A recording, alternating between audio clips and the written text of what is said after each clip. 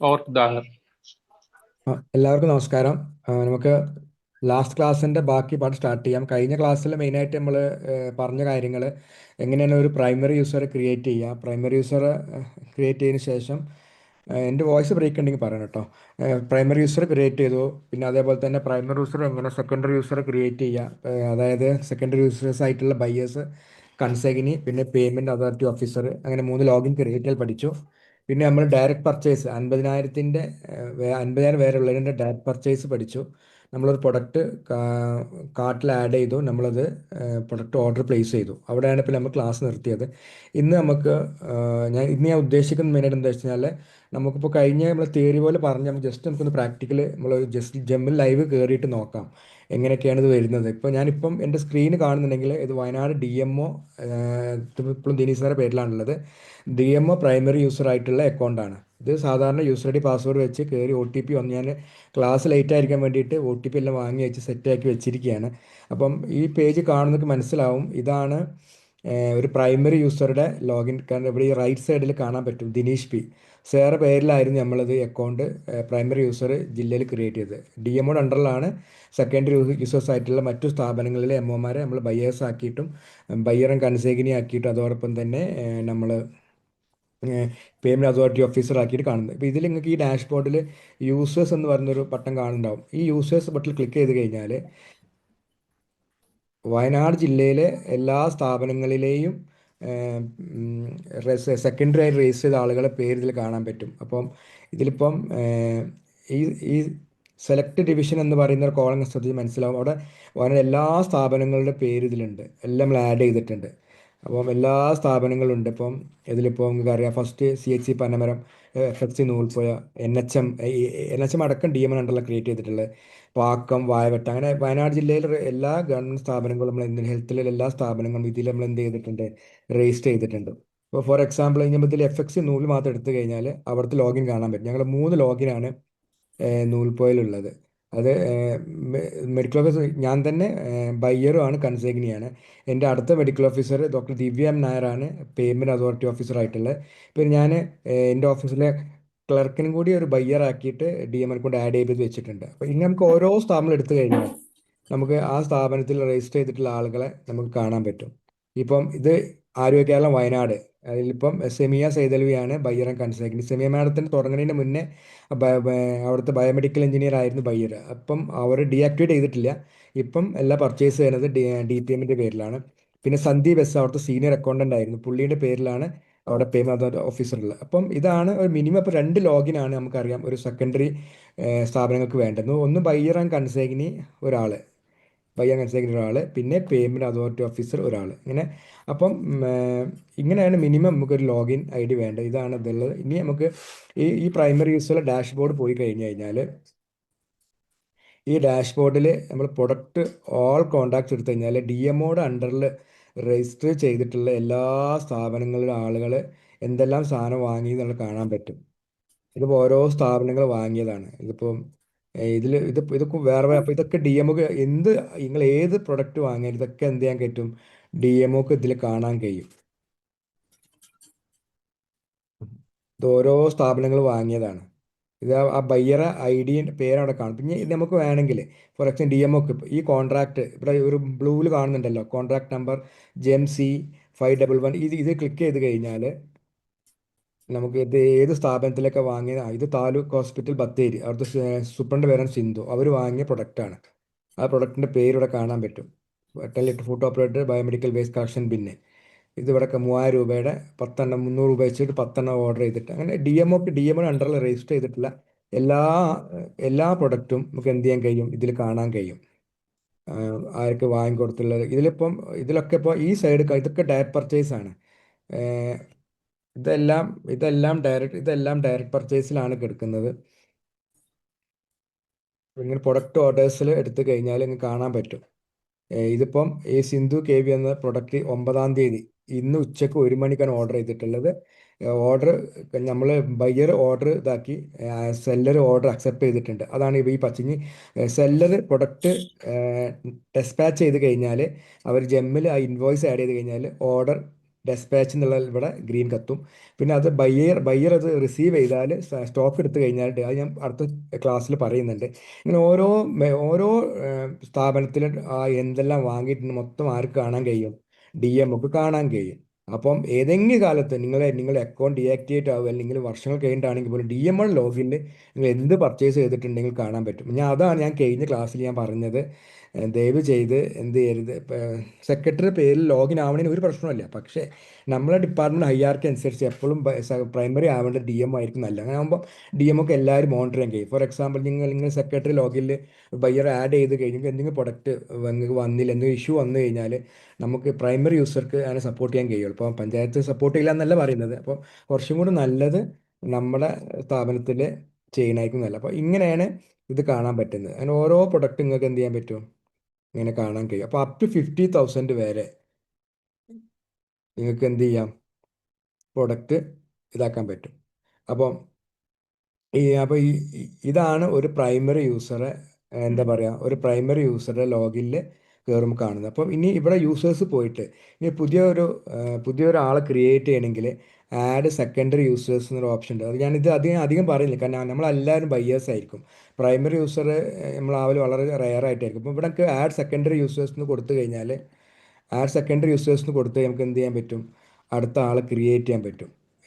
ഓരോ ഇതിന് ഇങ്ങനെ ഇനി പുതിയ സ്ഥാപനം ആഡ് ചെയ്യണമെങ്കിൽ പുതിയ സ്ഥാപനം കൂടെ ആഡ് ചെയ്യാൻ പറ്റും. അങ്ങനെ എല്ലാത്തിനും ഓരോത്തിനും ഓപ്ഷൻ ഉണ്ട്. അപ്പോൾ ഏത് സ്ഥാപനം ഇവിടെ കറക്റ്റ് അഡ്രസ്സ് എല്ലാം കൊടുത്തു കഴിഞ്ഞാൽ DMOക്ക് ആഡ് ചെയ്ത സ്ഥാപനത്തിലേക്ക് DMOക്ക് എന്ത് ചെയ്യാൻ കഴിയും, സെക്കൻഡറി യൂസേഴ്സായിട്ട് ബാക്കിയുള്ളവരെ ആ സ്ഥാപനത്തിൽ ആളെ ആഡ് ചെയ്യാൻ കഴിയും. അപ്പോൾ DMO റോൾ അത്രേ എടുക്കുന്നുള്ളൂ. സെക്കൻഡറി ബയ്യറെ അത് ഉദ്ദേശിക്കുന്നത്, DMO ഉദ്ദേശിക്കുന്നത് പ്രൈമറി യൂസർ. പ്രൈമറി യൂസർക്ക് ആകെ ഒറ്റ റോളേ ഉള്ളൂ.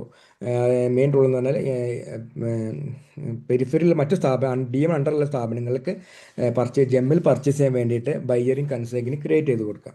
അപ്പം ഇതാണ് നമ്മൾ ലാസ്റ്റ് ക്ലാസ്സിൽ പറഞ്ഞൊരു പോയിന്റ് ആയിരുന്നു. ഇതാണ് പ്രൈമറി യൂസർ. ഇപ്പം ഇനിയിപ്പോൾ ഫോർ എക്സാമ്പിൾ ഇത് ഈ മൈ അക്കൗണ്ട് എന്ന് കണ്ടല്ലോ. അപ്പം ഇനിയിപ്പോൾ ദിനേശ് ഡോക്ടർ മാറിയിട്ട് പുതിയ DMO വന്നു കഴിഞ്ഞാൽ ഈ ലോഗിനിൽ കയറിയിട്ട് നോട്ട് ദിനീഷ് എന്ന ഓപ്ഷൻ കാണാം. ഇപ്പം ഫോർ എക്സാമ്പിൾ ഈ ഈ സ്റ്റെപ്പ് എല്ലാത്തിലും ഒരേപോലെയാണ്. ഇപ്പം ഫോർ എക്സാമ്പിൾ ഇപ്പോൾ 100 FXയിൽ ഇപ്പോൾ ബയ്യർ ആൻഡ് കൺസൈനിങ്ങിന് ഞാൻ ട്രാൻസ്ഫർ ആയി പോയി കഴിഞ്ഞാൽ അടുത്ത ആൾ വന്നു കഴിഞ്ഞാൽ ഇതേപോലെ ലോഗിൻ ചെയ്യാൻ ഞങ്ങൾക്ക് കാണിച്ചാൽ ലോഗിൻ ചെയ്ത് കഴിഞ്ഞിട്ട് ആ ആളെല്ലാം ഇതിൽ കൊടുത്തു കഴിഞ്ഞാൽ പുതിയ ആൾ ജോയിൻ ചെയ്ത് കഴിഞ്ഞാൽ പുതിയ ആളുടെ ആധാർ നമ്പറും മൊബൈൽ ലിങ്കും കൊടുത്ത് സേവ് ചെയ്ത് കൊടുത്തു കഴിഞ്ഞാൽ ഓട്ടോമാറ്റിക്കായിട്ട് പഴയ ബയ്യറെ ഒഴിവാക്കിയിട്ട് പുതിയ ബയ്യറെ പേരിൽ എന്താവും നമ്മളെ അക്കൗണ്ട് മാറ്റുക. ഒരിക്കലും എന്ത് ചെയ്യരുത്, ഒരേ സ്ഥാപനത്തിൽ 2-3 പ്രാവശ്യം ബയ്യർ ക്രിയേറ്റ് ചെയ്യരുത്. കാരണം എന്താ വെച്ചാൽ ആ ഫസ്റ്റത്തെ ബയ്യർ വാങ്ങിയ പ്രൊഡക്റ്റ് പിന്നെ നമുക്ക് ആ ലോഗിനിൽ കയറി നോക്കണം. അപ്പോൾ ഇൻ കേസ് ഓട്ടൊക്കെ നടക്കുന്ന സമയത്ത് 2-3 വർഷം ഓട്ടൊക്കെ നടക്കുമ്പോൾ ഏതെങ്കിലും ഫയൽ മിസ്സിംഗ് ഉണ്ടെങ്കിൽ നോക്കുമ്പോൾ ചിലപ്പം ആ ഡോക്ടർ പോയിട്ടുണ്ടാകും, ആ ഡോക്ടർ യൂസിൽ പാസ്വേഡ് ആർക്കും അറിയില്ല. അപ്പോൾ അങ്ങനെ കുറേ പ്രശ്നങ്ങൾ. അപ്പോൾ ഒരു കാരണവശാലും നമ്മളിപ്പം ട്രാൻസ്ഫറായി പുതിയ സാധനം ജോയിൻ ചെയ്യുമ്പോൾ ട്രാൻസ്ഫറായി പോകുന്ന ആൾ നമ്മളെല്ലാം ഹാൻഡ് ഓവർ ചെയ്യുമല്ലോ. നമ്മളെ ക്യാഷ് ബുക്ക് പാസ്ബുക്ക് ഒക്കെ ഹാൻഡ് ഓവർ, ഇതേപോലെ ഇത് ജമ്മു ഹാൻഡ് ഓവർ ചെയ്യണം. ഹാൻഡ് ഓവർ ചെയ്തിട്ട് നിങ്ങൾ ആ പുള്ളിയുടെ മുന്നിൽ വെച്ചിട്ട് എന്ത് ചെയ്യണം, നമുക്ക് ഈ പാസ്വേഡ് ഈ അക്കൗണ്ടിൻ്റെ പേര് മാറ്റാൻ പറ്റും. അപ്പോൾ അത് ഓട്ടോമാറ്റിക്കായിട്ട് ആ നേരത്തെ മെഡിക്കൽസ് വാങ്ങിയ എല്ലാ പ്രൊഡക്റ്റും നമുക്ക് എന്ത് ചെയ്യാൻ കഴിയും, അതിൽ കാണാൻ കഴിയും. അപ്പോൾ ഒരു കാരണവശാലും ട്രാൻസ്ഫറായി പോയി കഴിഞ്ഞാൽ ഇപ്പോൾ ഒരു പഞ്ചായത്തിലാണെങ്കിൽ ഒരിക്കലും എന്ത് ചെയ്യരുത്, പുതിയ ആളെ ക്രിയേറ്റ് ചെയ്യാൻ റിക്വസ്റ്റ് കൊടുക്കരുത്. നിങ്ങൾക്ക് ഓൾറെഡി നിങ്ങൾ സ്ഥാപനത്തിൽ ബയ്യർ ആൻഡ് കൺസൈൻ ഉണ്ടെങ്കിൽ ഒരു കാരണവശാലും എന്ത് ചെയ്യരുത്, നിങ്ങൾ പുതിയ അക്കൗണ്ട് ക്രിയേറ്റ് ചെയ്യാൻ കൊടുക്കരുത്. നിലവിലെ അക്കൗണ്ട് ജസ്റ്റ് പേര് മാറ്റിയാൽ മതി. ഇതാണ് പ്രൈമറി യൂസറുടെ ഇത് പറഞ്ഞാൽ. ഇനി നമുക്ക് കഴിഞ്ഞ ക്ലാസ്സിൽ നമ്മൾ പഠിച്ചത് പിന്നെ ഡയറക്റ്റ് പർച്ചേസ് ആയിരുന്നു. അപ്പോൾ ഇതിപ്പോൾ ലോഗൗട്ട് ചെയ്യാൻ പോവാണ്. ലോഗൗട്ട് ചെയ്തിട്ട് ഞാൻ എൻ്റെ ലോഗിനിൽ കയറാൻ പോവാണ്.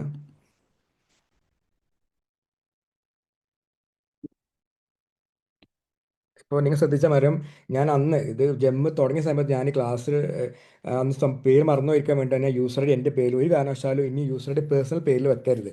ഇത് നമുക്ക് മാറ്റാൻ കഴിയില്ല. ഇപ്പോൾ ശരിക്കും ഞാൻ വെക്കേണ്ടത് FX 100 അങ്ങനെ ഇങ്ങനെ വെക്കേണ്ട. എന്ത് സംഭവിക്കുക വെച്ചാൽ ഞാനൊരു ട്രാൻസ്ഫർ ആയാലും എൻ്റെ പേരിൽ അക്കൗണ്ട് മാറ്റാം, പക്ഷേ യൂസർ ID ഇത് ഒരിക്കലും മാറില്ല. ഈ dr.daha.vp@124 തന്നെ ആയിരിക്കും ഇനി FX 100 ഇതായി കിടക്കുക. അപ്പോൾ ഇത് തുടക്കത്തിൽ ചെയ്തത് അങ്ങനെ പറ്റിയൊരു മിസ്റ്റേക്കാണ്.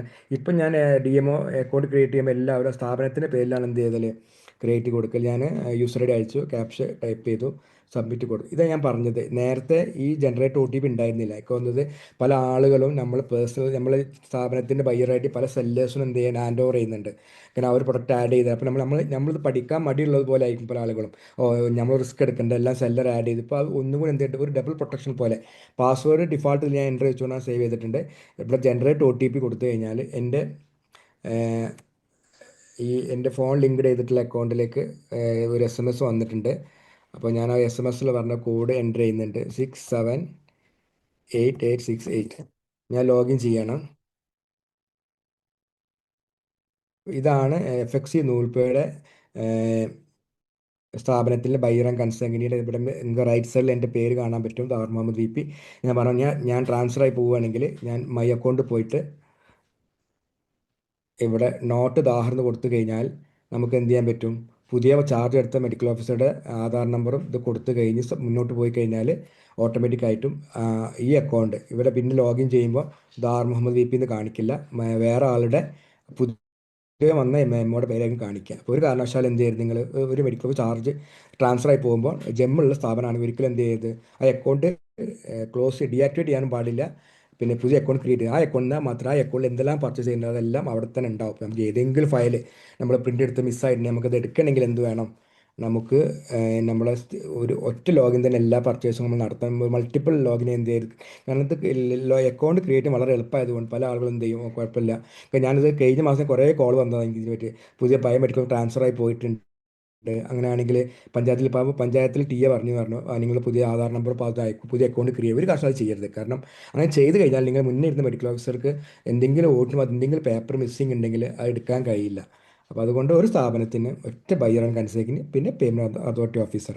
ഇപ്പോൾ ഇത് പിന്നെ FXC നൂൽപ്പയുടെ ജെം അക്കൗണ്ടിൻ്റെ ഫ്രണ്ട് പേജാണ്. അതിൽ ഞാൻ ഡാഷ്ബോർഡ് ക്ലിക്ക് ചെയ്യാൻ പോവാണ്. ഡാഷ്ബോർഡ് ക്ലിക്ക് ചെയ്യുമ്പോൾ ഇപ്പോൾ ഇത് ഇങ്ങ് കാണാൻ പറ്റും. ഞാൻ എൻ്റെ സ്ഥാപനത്തിൽ ഞാൻ എന്തെല്ലാം പർച്ചേസുകളാണ് വാങ്ങിയിട്ട്, ഡയറക്റ്റ് പർച്ചേസ് 198, ബിഡ് ചെയ്ത് വാങ്ങിയിട്ടുള്ള 61, സർവീസ് ബിഡ് 22, ഡയറക്റ്റ് പർച്ചേസ് 2. അപ്പം ഈ പ്രൊഡക്റ്റും സർവീസും വേറെ വേറെ ഇതായിട്ട് നമുക്ക് ഇതാക്കാം. പിന്നെ ഇവിടെ ഷിപ്മെൻറ്റിൽ കാണിക്കുന്നുണ്ട് എത്ര pending PRC, pending CRC, bill not created, അതൊക്കെ ഞാൻ നിങ്ങൾക്ക് ഇന്ന് പറയുന്നുണ്ട്. ഇപ്പം ഇതിലിപ്പം റീസെൻ്റ് ആയിട്ടുള്ള 5 ഓർഡേഴ്സ് ഇവിടെ കാണിക്കും. ഇതിപ്പോൾ ഞാൻ എൻ്റെ പുതിയ ബ്ലോക്കിലേക്ക് ഒരു ഡയറക്റ്റ് പർച്ചേസ് ചെയ്തിട്ട് ഒരു 4 വാട്ടർ ഹീറ്റർ വാങ്ങിയതാണ്. പിന്നെ അതോടൊപ്പം തന്നെ ഒരു FRP സ്റ്റോറേജ് സെപ്റ്റി ടാങ്ക് പുതിയൊന്ന് ഓർഡർ ചെയ്തിട്ടുണ്ട്, അത് വന്ന് വാങ്ങിയതാണ്. പിന്നെ പിന്നെ ജിമ്മിലേക്ക് ഒരു എക്യുപ്മെൻറ്റ് ഫങ്ഷണൽ ട്രെയിനർ അത് ഓർഡർ കൊടുത്തിട്ടുണ്ട്. പിന്നെ ഒരു 4 kVയുടെ ഒരു UPS വാങ്ങിയിട്ടുണ്ട്. അങ്ങനെ ഓരോന്നായിട്ടും. അപ്പം ഇത് ഞാൻ കഴിഞ്ഞ ക്ലാസ്സിൽ പറഞ്ഞിരുന്നു എങ്ങനെയാണ് അപ് ടു 50,000 വരെ നമുക്ക് എന്ത് ചെയ്യാൻ പറ്റും, ഡയറക്റ്റ് പർച്ചേസ് ചെയ്യാൻ പറ്റും. അത് ഞാൻ ഒന്നും കൂടെ കാണിക്കാം. എനിക്കിപ്പോൾ എൻ്റെ പുതിയ ബ്ലോക്കിലേക്ക് റെഫ്രിജറേറ്റർ വേണം.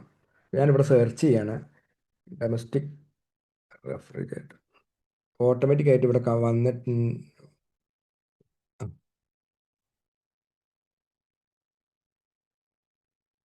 ഇപ്പം സ്വാഭാവികമായിട്ടും നിങ്ങൾക്ക് കാണാൻ കഴിയും ഇവിടെ ഇപ്പോൾ പല തരത്തിലുള്ള ഇത് കാണിക്കുന്നുണ്ട്. അപ്പോൾ നമ്മൾ എന്ത് ചെയ്യണം, അപ് ടു 50,000 വരെ ഉള്ളതായതുകൊണ്ട് ഞാൻ ആദ്യം സെലക്ട് കൺസൈൻ എടുക്കണം. അപ്പോൾ ഒന്ന് ശ്രദ്ധിച്ച് നോക്കൂ, സെലക്ട് കൺസൈൻസിൽ ഇതെല്ലാം DMO അണ്ടറിലായതുകൊണ്ടാണ് ഈ ഡെലിവറി ലൊക്കേഷൻ കൊടുത്തു കഴിഞ്ഞാൽ എല്ലാ DMO അണ്ടറിലുള്ള റേസ് എല്ലാവരുടെയും പേരിൽ കാണും, എല്ലാ സ്ഥാപനത്തിലെയും പേര് കാണും. അപ്പം നിങ്ങൾ ലോഗിനിൽ കയറിയാൽ നിങ്ങൾക്ക് എന്ത് ചെയ്യാൻ പറ്റും, ആ പ്രൈമറി യൂസർ അണ്ടറിൽ രജിസ്റ്റർ ചെയ്ത എല്ലാ ബയ്യറേയും കൺസൈൻ ഡീറ്റെയിൽസിൽ കാണാൻ പറ്റും. അപ്പം ഒരു കാരണവശാലും കറക്റ്റായിട്ട് സെലക്ട് ചെയ്യുന്നത് അങ്ങനെ സെലക്ട് ചെയ്തില്ല. ഞാനിപ്പോൾ ആൻസി മാഡം, ഇപ്പം ആൻസി മാഡം ഡെപ്യൂട്ടി DMO ആണ്, മാഡമാണ് DMOയുടെ സെക്കൻഡറി യൂസർ. അപ്പം ഞാൻ എൻ്റെ ലോഗിനിൽ കയറിയിട്ട് ഏതെങ്കിലും പ്രൊഡക്റ്റ് ആഡ് ചെയ്ത് 1 ക്വാണ്ടിറ്റി റെഫ്രിജറേറ്റർ ആഡ് ചെയ്ത് കഴിഞ്ഞ് കഴിഞ്ഞാൽ, ഞാൻ ഓർഡർ പ്ലേസ് ചെയ്ത് കഴിഞ്ഞാൽ ഈ പ്രൊഡക്റ്റ് പോവൽ എവിടേക്കായിരിക്കും, മാനന്തവാടി DMO ഓഫീസിലേക്കായിരിക്കും ഈ സെല്ലർ ഈ പ്രൊഡക്റ്റ് എന്ത് ചെയ്യാം, ഡെലിവറി. അപ്പോൾ ഒരു കാരണവശാലും ഇവിടെ തെറ്റാൻ പാടില്ല. ഇവിടെ എപ്പോഴും ഇപ്പോൾ എൻ്റെ ഞാൻ ദാഹർ മുഹമ്മദ് VP എടുത്തു, സെർച്ച് ചെയ്ത് എടുത്തു. അപ്പോൾ അങ്ങനെ കൊടുത്തു, അപ്പോൾ നിങ്ങൾക്ക് കാണാൻ പറ്റും. അപ്പോൾ ഇതിപ്പം നമ്മൾ ആമസോണിന്നും ഇതിലേക്ക് വാങ്ങുന്നതല്ല, നമ്മൾ ജസ്റ്റ് ഒരു റെഫ്രിജറേറ്റർ കൊടുത്തു, എത്ര ലിറ്റർ ആണോ, ഡബിൾ ഡോർ ആണോ, കപ്പാസിറ്റി അതൊന്നും നമ്മൾ കാണിച്ചിട്ടില്ല. അപ്പോൾ ഡിഫോൾട്ടായിട്ട് ജെമ്മ് കാണിച്ചു തരും. അതായത് മിനിമം സ്പെക്കുള്ള ഒരു 40-50 ലിറ്ററിൻ്റെ ഇതാണ് നമുക്ക് വേണ്ടത്.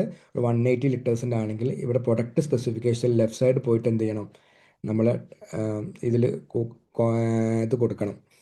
നമുക്കിപ്പോൾ ഒരു 170 194 ലിറ്ററിൻ്റെ കൊടുത്തു കഴിഞ്ഞാൽ ഓട്ടോമാറ്റിക്കായിട്ടും അവിടെ ആണോ ഇപ്പോൾ റേറ്റും എമൗണ്ട് മാറി. ഇപ്പം 12,050 രൂപക്ക് നമുക്ക് ഈ പ്രൊഡക്റ്റ് നമുക്ക് എന്ത് ചെയ്യാം, പർച്ചേസ് ചെയ്യാം. അപ്പം നിങ്ങൾക്ക് കാണാൻ പറ്റും ഈ റേറ്റിങ്ങിൻ്റെ സൈഡിൽ ഒരു റെഡ് സാധനം കാണാം. ഈ ഈ ഇത് ഏതാ കമ്പനി നമുക്കറിയില്ല. പക്ഷേ ഈ സപ്ലൈ ചെയ്യുന്ന കമ്പനി ജെമ്മ് അവർക്കെതിരെ എന്തൊരു കംപ്ലൈൻറ്റ് വന്നിട്ടുണ്ട്. അത് എന്ത് കംപ്ലൈൻറ്റ് അറിയണമെങ്കിൽ ഈ റെഡിൽ ക്ലിക്ക് ചെയ്ത് കഴിഞ്ഞാൽ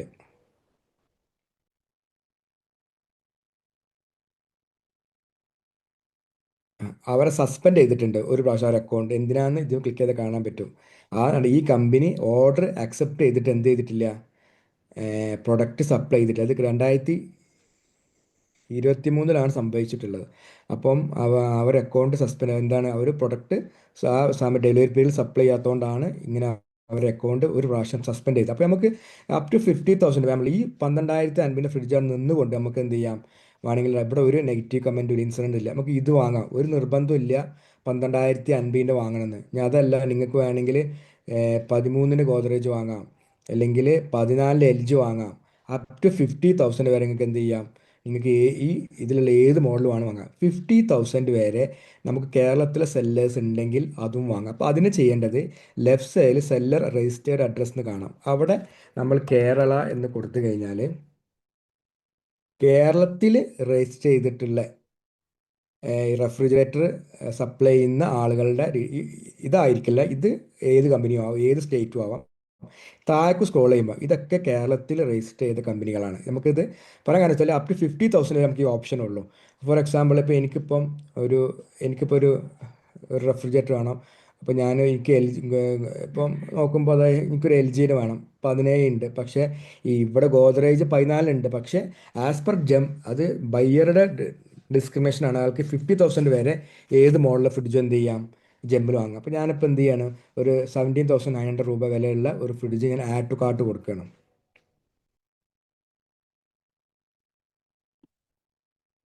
അപ്പോൾ ഞാൻ കഴിഞ്ഞ ക്ലാസ്സിൽ പറഞ്ഞ പോലെ ഇപ്പോൾ രണ്ട് ഓപ്ഷൻ വരും, ഡയറക്റ്റ് പർച്ചേസ്, ബിഡ്. അപ്പോൾ ഡയറക്റ്റ് പർച്ചേസ് കൊടുക്കുന്നു. അപ്പം ഈ സാധനം എൻ്റെ കാർട്ടിൽ ആഡ് ചെയ്തു. ഇനി ഞാൻ ഇതിൻ്റെ പ്രൊസീഡ് ടു ചെക്കൗട്ട് കൊടുത്ത് ഈ ഈ ഒരു സാധനം കാണിക്കുന്നത് ഇപ്പോൾ കഴിഞ്ഞ സെപ്റ്റംബറിൽ ഒക്ടോബറിലാണ് നമ്മൾ ജി എസ് ടിയുടെ സ്ലാബ് എല്ലാം മാറിയിട്ടുണ്ടായിരുന്നു. അപ്പം ഇത് ജസ്റ്റ് വാർണിംഗ് ആണ്. അപ്പോൾ അത് ജസ്റ്റ് ക്ലിക്ക് ചെയ്തിട്ട് കൺഫേം കൊടുക്കാം. അപ്പോൾ ഇവിടെ ഡയറക്റ്റ് പർച്ചേസിൽ എൻ്റെ 17,900 ഒരു റെഫ്രിജറേറ്റർ വന്നിട്ടുണ്ട്. ഞാൻ അത് ഡയറക്റ്റ് പർച്ചേസ് കൊടുത്തു. ഇവിടെ എസ് ടിക്ക് ഇട്ടു കഴിഞ്ഞാൽ ഇവിടെ നമുക്ക് എന്ത് ചെയ്യാം, ഈ റെഫ്രിജറേറ്റർ എവിടേക്കാണ് വേണ്ടത് ജസ്റ്റ് ചെയ്താൽ ഇവിടെ നമുക്ക് ഡെലിവറി കൊടുക്കുക. Delivery and installation at buyer location ഇങ്ങനെ നമുക്ക് കൊടുത്തു കഴിഞ്ഞാൽ കുറച്ചും കൂടി ഈ സാധനം നമ്മളെ കോൺട്രാക്ടറിൽ അടിച്ചു വരും. അങ്ങനെ കൊടുത്തു കഴിഞ്ഞാൽ ഇവിടെ നമുക്ക് റെഫ്രിജറേറ്റർ ഫോർ ലാബ് എന്നോ റെഫ്രിജറേറ്റർ റെഫ്രിജറേറ്റർ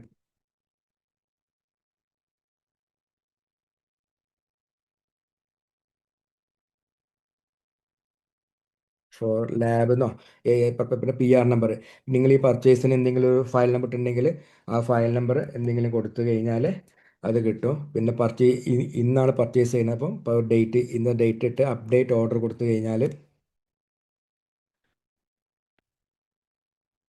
അടിയിൽ സ്ക്രോൾ ചെയ്യുമ്പോൾ നമുക്ക് എന്ത് ചെയ്യാൻ പറ്റും, കണ്ടിന്യൂ കൊടുക്കാം. കണ്ടിന്യൂ കൊടുത്തു കഴിഞ്ഞാൽ ഇവിടെ ഇങ്ങനെ വരും. അപ്പം വീണ്ടും ഇതും ശ്രദ്ധിക്കേണ്ട ഒരു പേജാണ്. നമുക്ക് വീണ്ടും നമ്മൾ ഓർഡർ സമ്മറി വേണമെങ്കിൽ ഒന്നും കൂടെ കാണാൻ പറ്റും, റെഫ്രിജറേറ്റർ എന്തൊക്കെ സംഭവം എന്നുള്ളത് കാണാൻ പറ്റും.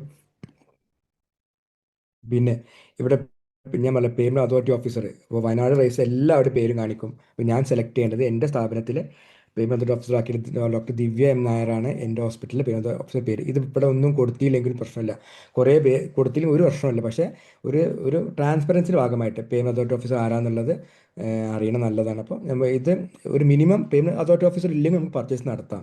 അപ്പം എനിക്കുള്ള സ്ഥിതിക്ക് ഞാൻ ദിവ്യ എം നായർ കൊടുത്തു. ഇതും കൂടി പേയ്മെൻറ്റ് അതോറിറ്റി ഓഫീസറും കൂടി അക്കൗണ്ട് ക്രിയേറ്റ് ചെയ്തതാണ് കുറച്ചും കൂടി നല്ലതാണ്. കാരണം ഒരു ബയ്യർ മാത്രമല്ല ഇതിൽ ഇൻവോൾവ്ഡ്, ഒരു ടീമായിട്ടാണ് ഇതിനെ കാണിക്കാൻ. പിന്നെ ഫിനാൻഷ്യൽ അപ്രൂവൽ ഇവിടെ നമുക്ക് എന്ത് ചെയ്യാം, ഇതിൻ്റെ ഭരണസമിതി, പഞ്ചായത്ത് പ്രൊജക്ട് ഫണ്ട് ആണെങ്കിൽ എന്താണെങ്കിലും ആരാണോ ഇപ്പോൾ പഞ്ചായത്തിന് പ്രൊജക്റ്റ് ആണെങ്കിൽ ഇപ്പോൾ അതിൻ്റെ നിർവ്വഹണ മെഡിക്കൽ ഓഫീസർ ആയിരിക്കും. അപ്പോൾ മെഡിക്കൽ ഓഫീസർ FXC നൂൽപ്പുഴ അത് പിന്നെ ഭരണാനുമതിയും അതുപോലെ തന്നെ ഫിനാൻഷ്യൽ അപ്രൂവലും ആരാണ് കൊടുക്കണമെന്നുള്ള അവർ രണ്ടും ഒരേ പേര് കൊടുക്കുക. ആരെ പേരിലാണ് ബില്ല് റൈസ് ചെയ്യേണ്ടത്? സ്വാഭാവികമായിട്ടും ബയ്യറും കൺസൈനും ഒരാളാണെങ്കിൽ എപ്പോഴും ബയ്യർ ടിക്ക് ഇട്ടാൽ മതി. പിന്നെ ബില്ല് പ്രോസസ്സ് ചെയ്യേണ്ട കൺസൈൻ അത് വേണ്ട, ഡിഫോൾട്ട് നോ ഘടകത്തിൽ നിന്ന് മാറ്റേണ്ട. ഇത് നിങ്ങൾ പ്രത്യേകം ശ്രദ്ധിക്കണം. T D S to be collector under. ഞാൻ പറയാൻ എന്താ വെച്ച് കഴിഞ്ഞാൽ ഇപ്പോൾ 2.5 ലക്ഷം മുകളിലുള്ള പർച്ചേസ് ആണെങ്കിൽ നമ്മൾ 2% എന്ത് ചെയ്യണം? ടി ഡി എസ് പിടിക്കണം. അപ്പോൾ നമ്മൾ എന്ത് ചെയ്യണം ഇവിടെ? അതിന് അതോടൊപ്പം തന്നെ നമ്മൾ എന്തെങ്കിലും സർവീസ്, ഫോർ എക്സാമ്പിൾ നിങ്ങൾ പുതിയ ജാക്ക് ഇതിലേക്ക് സബ് സെൻറ്ററിലേക്ക് കുറേ IEC ബോർഡുകൾ വെക്കാനുണ്ട്, അത് സർവീസിലാണ് വരിക. അപ്പോൾ അവിടെ നമ്മൾ അവരുടെ 2% ടി ഡി എസ് 194J പിടിക്കണം. അപ്പോൾ അവിടെ നമ്മൾ ഇൻകം ടാക്സും ടിക്കറ്റണം. ഇനി ആ ടോട്ടൽ പർച്ചേസ് 2.5 ലാഖിൻ്റെ മുകളിലാണെങ്കിൽ ഈ രണ്ട് ടിക്കും അവിടെ ബാധകമാണ്. നമുക്കിത് പർച്ചേസ് ആയതുകൊണ്ട് നമുക്ക് ഇൻകം ടാക്സ് വേണ്ട, നമുക്ക് GST പിടിക്കാം. പിന്നെ ഇനി ഈ പർച്ചേസിന് നിങ്ങളുടെ മുകളിലുള്ള ആരെങ്കിലും അപ്രൂവൽ ആവശ്യമുണ്ടോ? അത് ബയ്യറുടെ ഡിസ്ക്രിപ്ഷൻ അങ്ങനെ ഉണ്ടെങ്കിൽ എന്ത് വേണം? ഇപ്പോൾ ഫോർ എക്സാമ്പിൾ നിങ്ങൾക്ക് DMOയുടെ എന്തെങ്കിലും അനുമതി ആവശ്യമുണ്ടെങ്കിൽ ആ ലെറ്റർ ഇവിടെ എന്ത് ചെയ്യണം? യെസ് കൊടുത്തു കഴിഞ്ഞാൽ ആ ലെറ്റർ ഇവിടെ അപ്ലോഡ് ചെയ്യണം. ആ പിന്നെ ഫയൽ നമ്പറും ആ DMOയുടെ അനുമതി കിട്ടിയതും. നമുക്ക് ഡിഫോൾട്ട് നോ കൊടുക്കുമ്പോൾ നോ കൊടുത്താൽ മതി. ഇനി ഈ ഫിനാൻഷ്യൽ അപ്രൂവൽ എന്ന് കണ്ടല്ലോ, ഫിനാൻഷ്യൽ അപ്രൂവൽ ജെം സംബന്ധിച്ചോളം നിങ്ങളൊരു ബ്ലാങ്ക് പേജ് കൊടുത്താൽ പോലും ജെമ്മിന് എന്തില്ല, അതൊരു പ്രശ്നമില്ല. അപ്പോൾ നമ്മൾ ഏതെങ്കിലും PDF ഫയൽ, ഇപ്പോൾ സാധാരണ നമ്മൾ ചെയ്യാറ് ചില ആളുകൾ ഇപ്പോൾ ഫോർ എക്സാമ്പിൾ പഞ്ചായത്തിൻ്റെ പ്രൊജക്റ്റ് ആണെങ്കിൽ എന്ത് ചോദിച്ചാൽ പഞ്ചായത്തിൻ്റെ പ്രൊജക്റ്റ് ആണെങ്കിൽ ആ പ്രൊജക്റ്റ് കോപ്പി സുലേഖന്ന് ഡൗൺലോഡ് ചെയ്തിട്ട് അത് PDF അപ്ലോഡ് ചെയ്യാൻ കണ്ടിട്ടുണ്ട്. ഒരു തെറ്റും ജെമ്മിലില്ല. പക്ഷെ ഞാൻ സാധാരണ ചെയ്യാന്ന് വെച്ചാൽ ഞാനൊരു ഫിനാൻഷ്യൽ അപ്രൂവൽ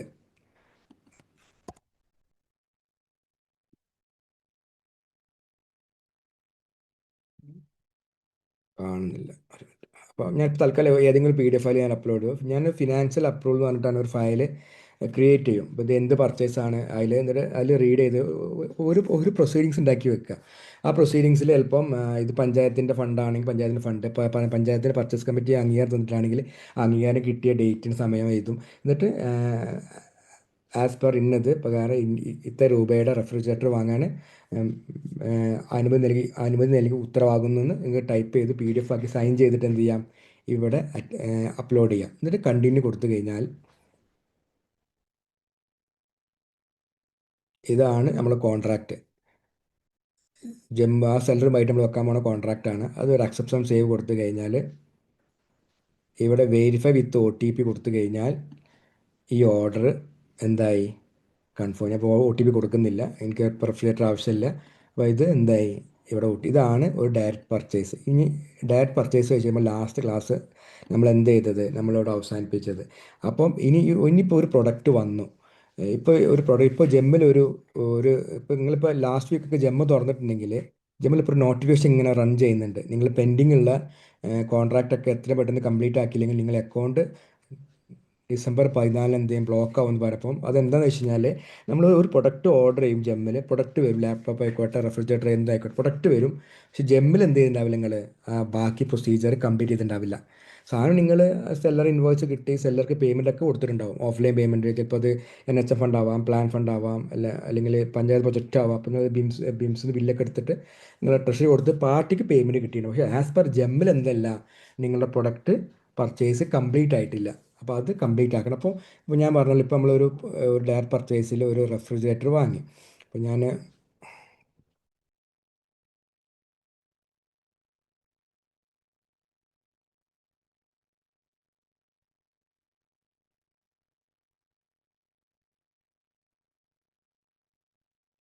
ഇപ്പോൾ ഈ ഓർഡർ കാണുന്നുണ്ടോ?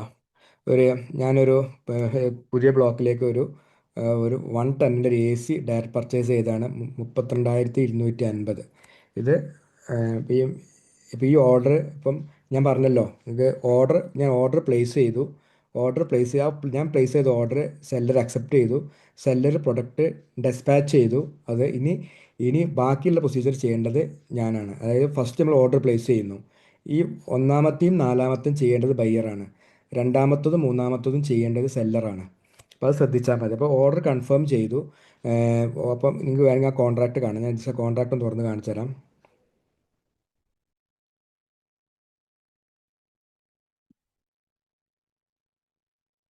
ഇത് അതൊരു കോൺട്രാക്റ്റാണ്. അപ്പോൾ ഇത് ഞാൻ സെപ്റ്റംബർ മാസം 28-ന് ഞാൻ കൊടുത്ത ഓർഡറാണ്. അപ്പം ഞാൻ അവരെ വിളിച്ച് പറഞ്ഞു. അവരൊരു കൊല്ലത്തുള്ളൊരു കമ്പനിയാണ്, ND എൻ്റർപ്രൈസസ് കൊല്ലം. ഞാൻ 50,000 താഴെയുള്ള പ്രൊഡക്റ്റ് ലെഫ്റ്റ് സൈഡിൽ സ്റ്റേറ്റ് കേരള കൊടുത്തപ്പോൾ എനിക്ക് കേരളത്തിൽ സെല്ലറെ കിട്ടി. അപ്പോൾ ഞാൻ ഈ സെല്ലർ ഇപ്പോൾ ഇതിപ്പം ഈ സെപ്റ്റംബർ 28-നാണ് ഞാൻ ഈ ഓർഡർ പ്ലേസ് ചെയ്തത്. പിന്നെ അവർ ആ കോൺട്രാക്റ്റ് പ്രകാരം AC സപ്ലൈ ചെയ്തു, അതിൻ്റെ ഇൻസ്റ്റാളേഷനും കഴിഞ്ഞു. അപ്പോൾ ഇനി ബാക്കി പ്രൊസീജിയർ ഞാൻ ആ സെല്ലറെ വിളിച്ച് പറഞ്ഞിരുന്നു, ഞാൻ കുറച്ച് ക്ലാസ് എടുക്കാനുള്ളതുകൊണ്ട് ഞാൻ അത് കഴിഞ്ഞിട്ട് ഓർഡർ പ്രോസസ് ചെയ്യുമെന്ന് പറഞ്ഞു, എനിക്കത് ലൈവായിട്ട് കാണിച്ചു തരാൻ വേണ്ടിയിട്ട്. അപ്പം ഇതാണിപ്പം ആ പ്രൊഡക്റ്റ്. ഇപ്പം നമ്മൾ ഓർഡർ പ്ലേസ് ചെയ്തത് 28/9/2025 രാവിലെ 6:45 ഓർഡർ പ്ലേസ് ചെയ്തു. അന്ന് 6:50 എന്ത് ചെയ്തിട്ടുണ്ട്, സെല്ലറി ഓർഡർ അക്സെപ്റ്റ് ചെയ്തിട്ടുണ്ട്. അപ്പം ഇനി ഇത് നോക്കുമ്പോൾ ഇപ്പോൾ നിങ്ങൾക്ക് അറിയാൻ പറ്റും, ഞാൻ കൊടുത്തിട്ടുള്ള PR പർച്ചേസ് റിക്വസ്റ്റ് നമ്പറാണ് MO95/45. പർച്ചേസ് കൊടുത്ത ഡേറ്റ് കാണാൻ പറ്റും. അപ്പം ഇതെല്ലാം കഴിഞ്ഞു. താഴേക്ക് സ്ക്രോൾ വ്യൂ ഷിപ്മെൻറ്റ് ഡീറ്റെയിൽസ് കാണാൻ പറ്റും. വ്യൂ ഷിപ്മെൻറ്റ് ഡീറ്റെയിൽ തുറന്നു കഴിഞ്ഞാൽ സെല്ലർ ജെമ്മിൽ ഈ പ്രൊഡക്റ്റ് സപ്ലൈ ചെയ്ത ശേഷം അവർ ഇൻവോയ്സ് എന്ത് ചെയ്തിട്ടുണ്ടാകും, ഇതിൽ അപ്ലോഡ് ചെയ്ത് നമുക്ക് സെല്ലർ ഹാർഡ് കോപ്പി ഇൻവോയ്സ് അയക്കണമെന്ന് നിർബന്ധമില്ല ആസ് പെർ ജെമ്മിൽ. ഇവിടെ ഇൻവോയ്സ് എടുത്തു കഴിഞ്ഞാൽ ഇതൊരു ജെം ഇൻവോയ്സ് തുറന്നു വരും. ഇത് ജെം ഇൻവോയ്സ് ആണ്. സെല്ലർ പേര് കഴിഞ്ഞ് ഇതിൽ റൈറ്റ് സൈഡിൽ click here to download seller invoice എന്ന് കൊടുത്തു കഴിഞ്ഞാൽ അടുത്ത ഡൗൺലോഡിൽ നമുക്ക് എന്ത് കാണാൻ പറ്റും,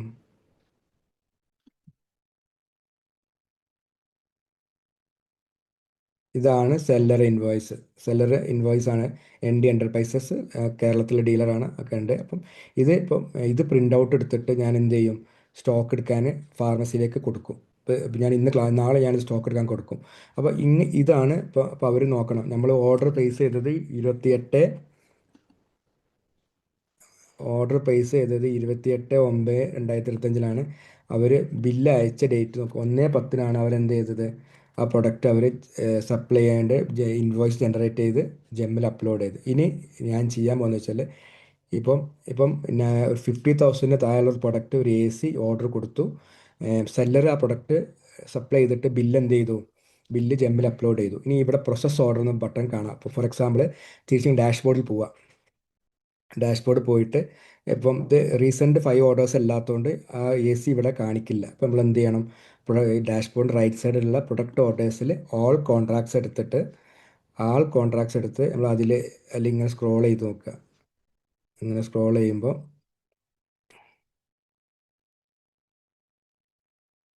ഇതാ ഇവിടെ കാണാൻ പറ്റും ND എൻ്റർപ്രൈസ്. ഞാനിവിടെ പ്രോസസ് ഓർഡർ കൊടുത്തു കഴിഞ്ഞാൽ ഇവിടെ പ്രോസസ് PRC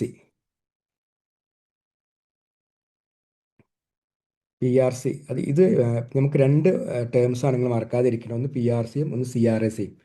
അത് PRC എന്ന് പറയുന്നത് പ്രൊഡക്റ്റ് റെസിപ്റ്റൻറ്റ് സർട്ടിഫിക്കറ്റ്. അതായത് നിങ്ങളൊരു AC ഓർഡർ ചെയ്തു, AC വന്നത് AC ആണ്, നിങ്ങൾക്ക് ഉറപ്പാണ്, നിങ്ങൾ അത് ഓൺ ചെയ്ത് നോക്കിയിട്ട് അത് ഇൻസ്റ്റാളേഷൻ കഴിഞ്ഞിട്ടില്ല. പക്ഷെ നിങ്ങൾക്ക് എന്ത് ചെയ്യാൻ പറ്റും, അത് ഇവിടെ കാണിക്കാം. ഇത് ഡെലിവറി ഡേറ്റ് നിങ്ങൾക്ക് അത് ഒക്ടോബർ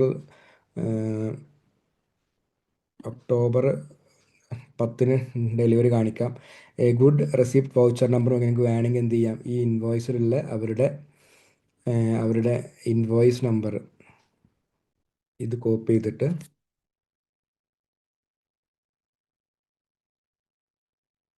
ഇവിടെ പേസ്റ്റ് ചെയ്യാം. പിന്നെ ബിൽ ഡേറ്റ് കൊടുക്കാം. അത് അവർ 1/10 അവർ ഇൻവോയ്സ് ജനറേറ്റ് ചെയ്തിട്ടുള്ളത്.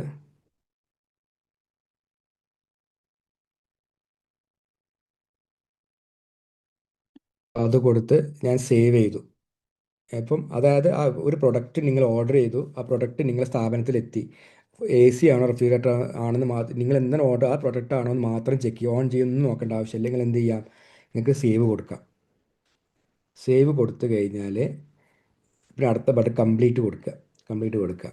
ഇനി നമ്മൾ കംപ്ലീറ്റ് കൊടുത്തു കഴിഞ്ഞാൽ ഇവിടെ വീണ്ടും ചോദിക്കും, നിങ്ങൾക്ക് റിസീവ്ഡ് ക്വാണ്ടിറ്റി, ഒരു AC ഓർഡർ ചെയ്തു, ഒരു റിസീവ്ഡ് ക്വാണ്ടിറ്റി 1.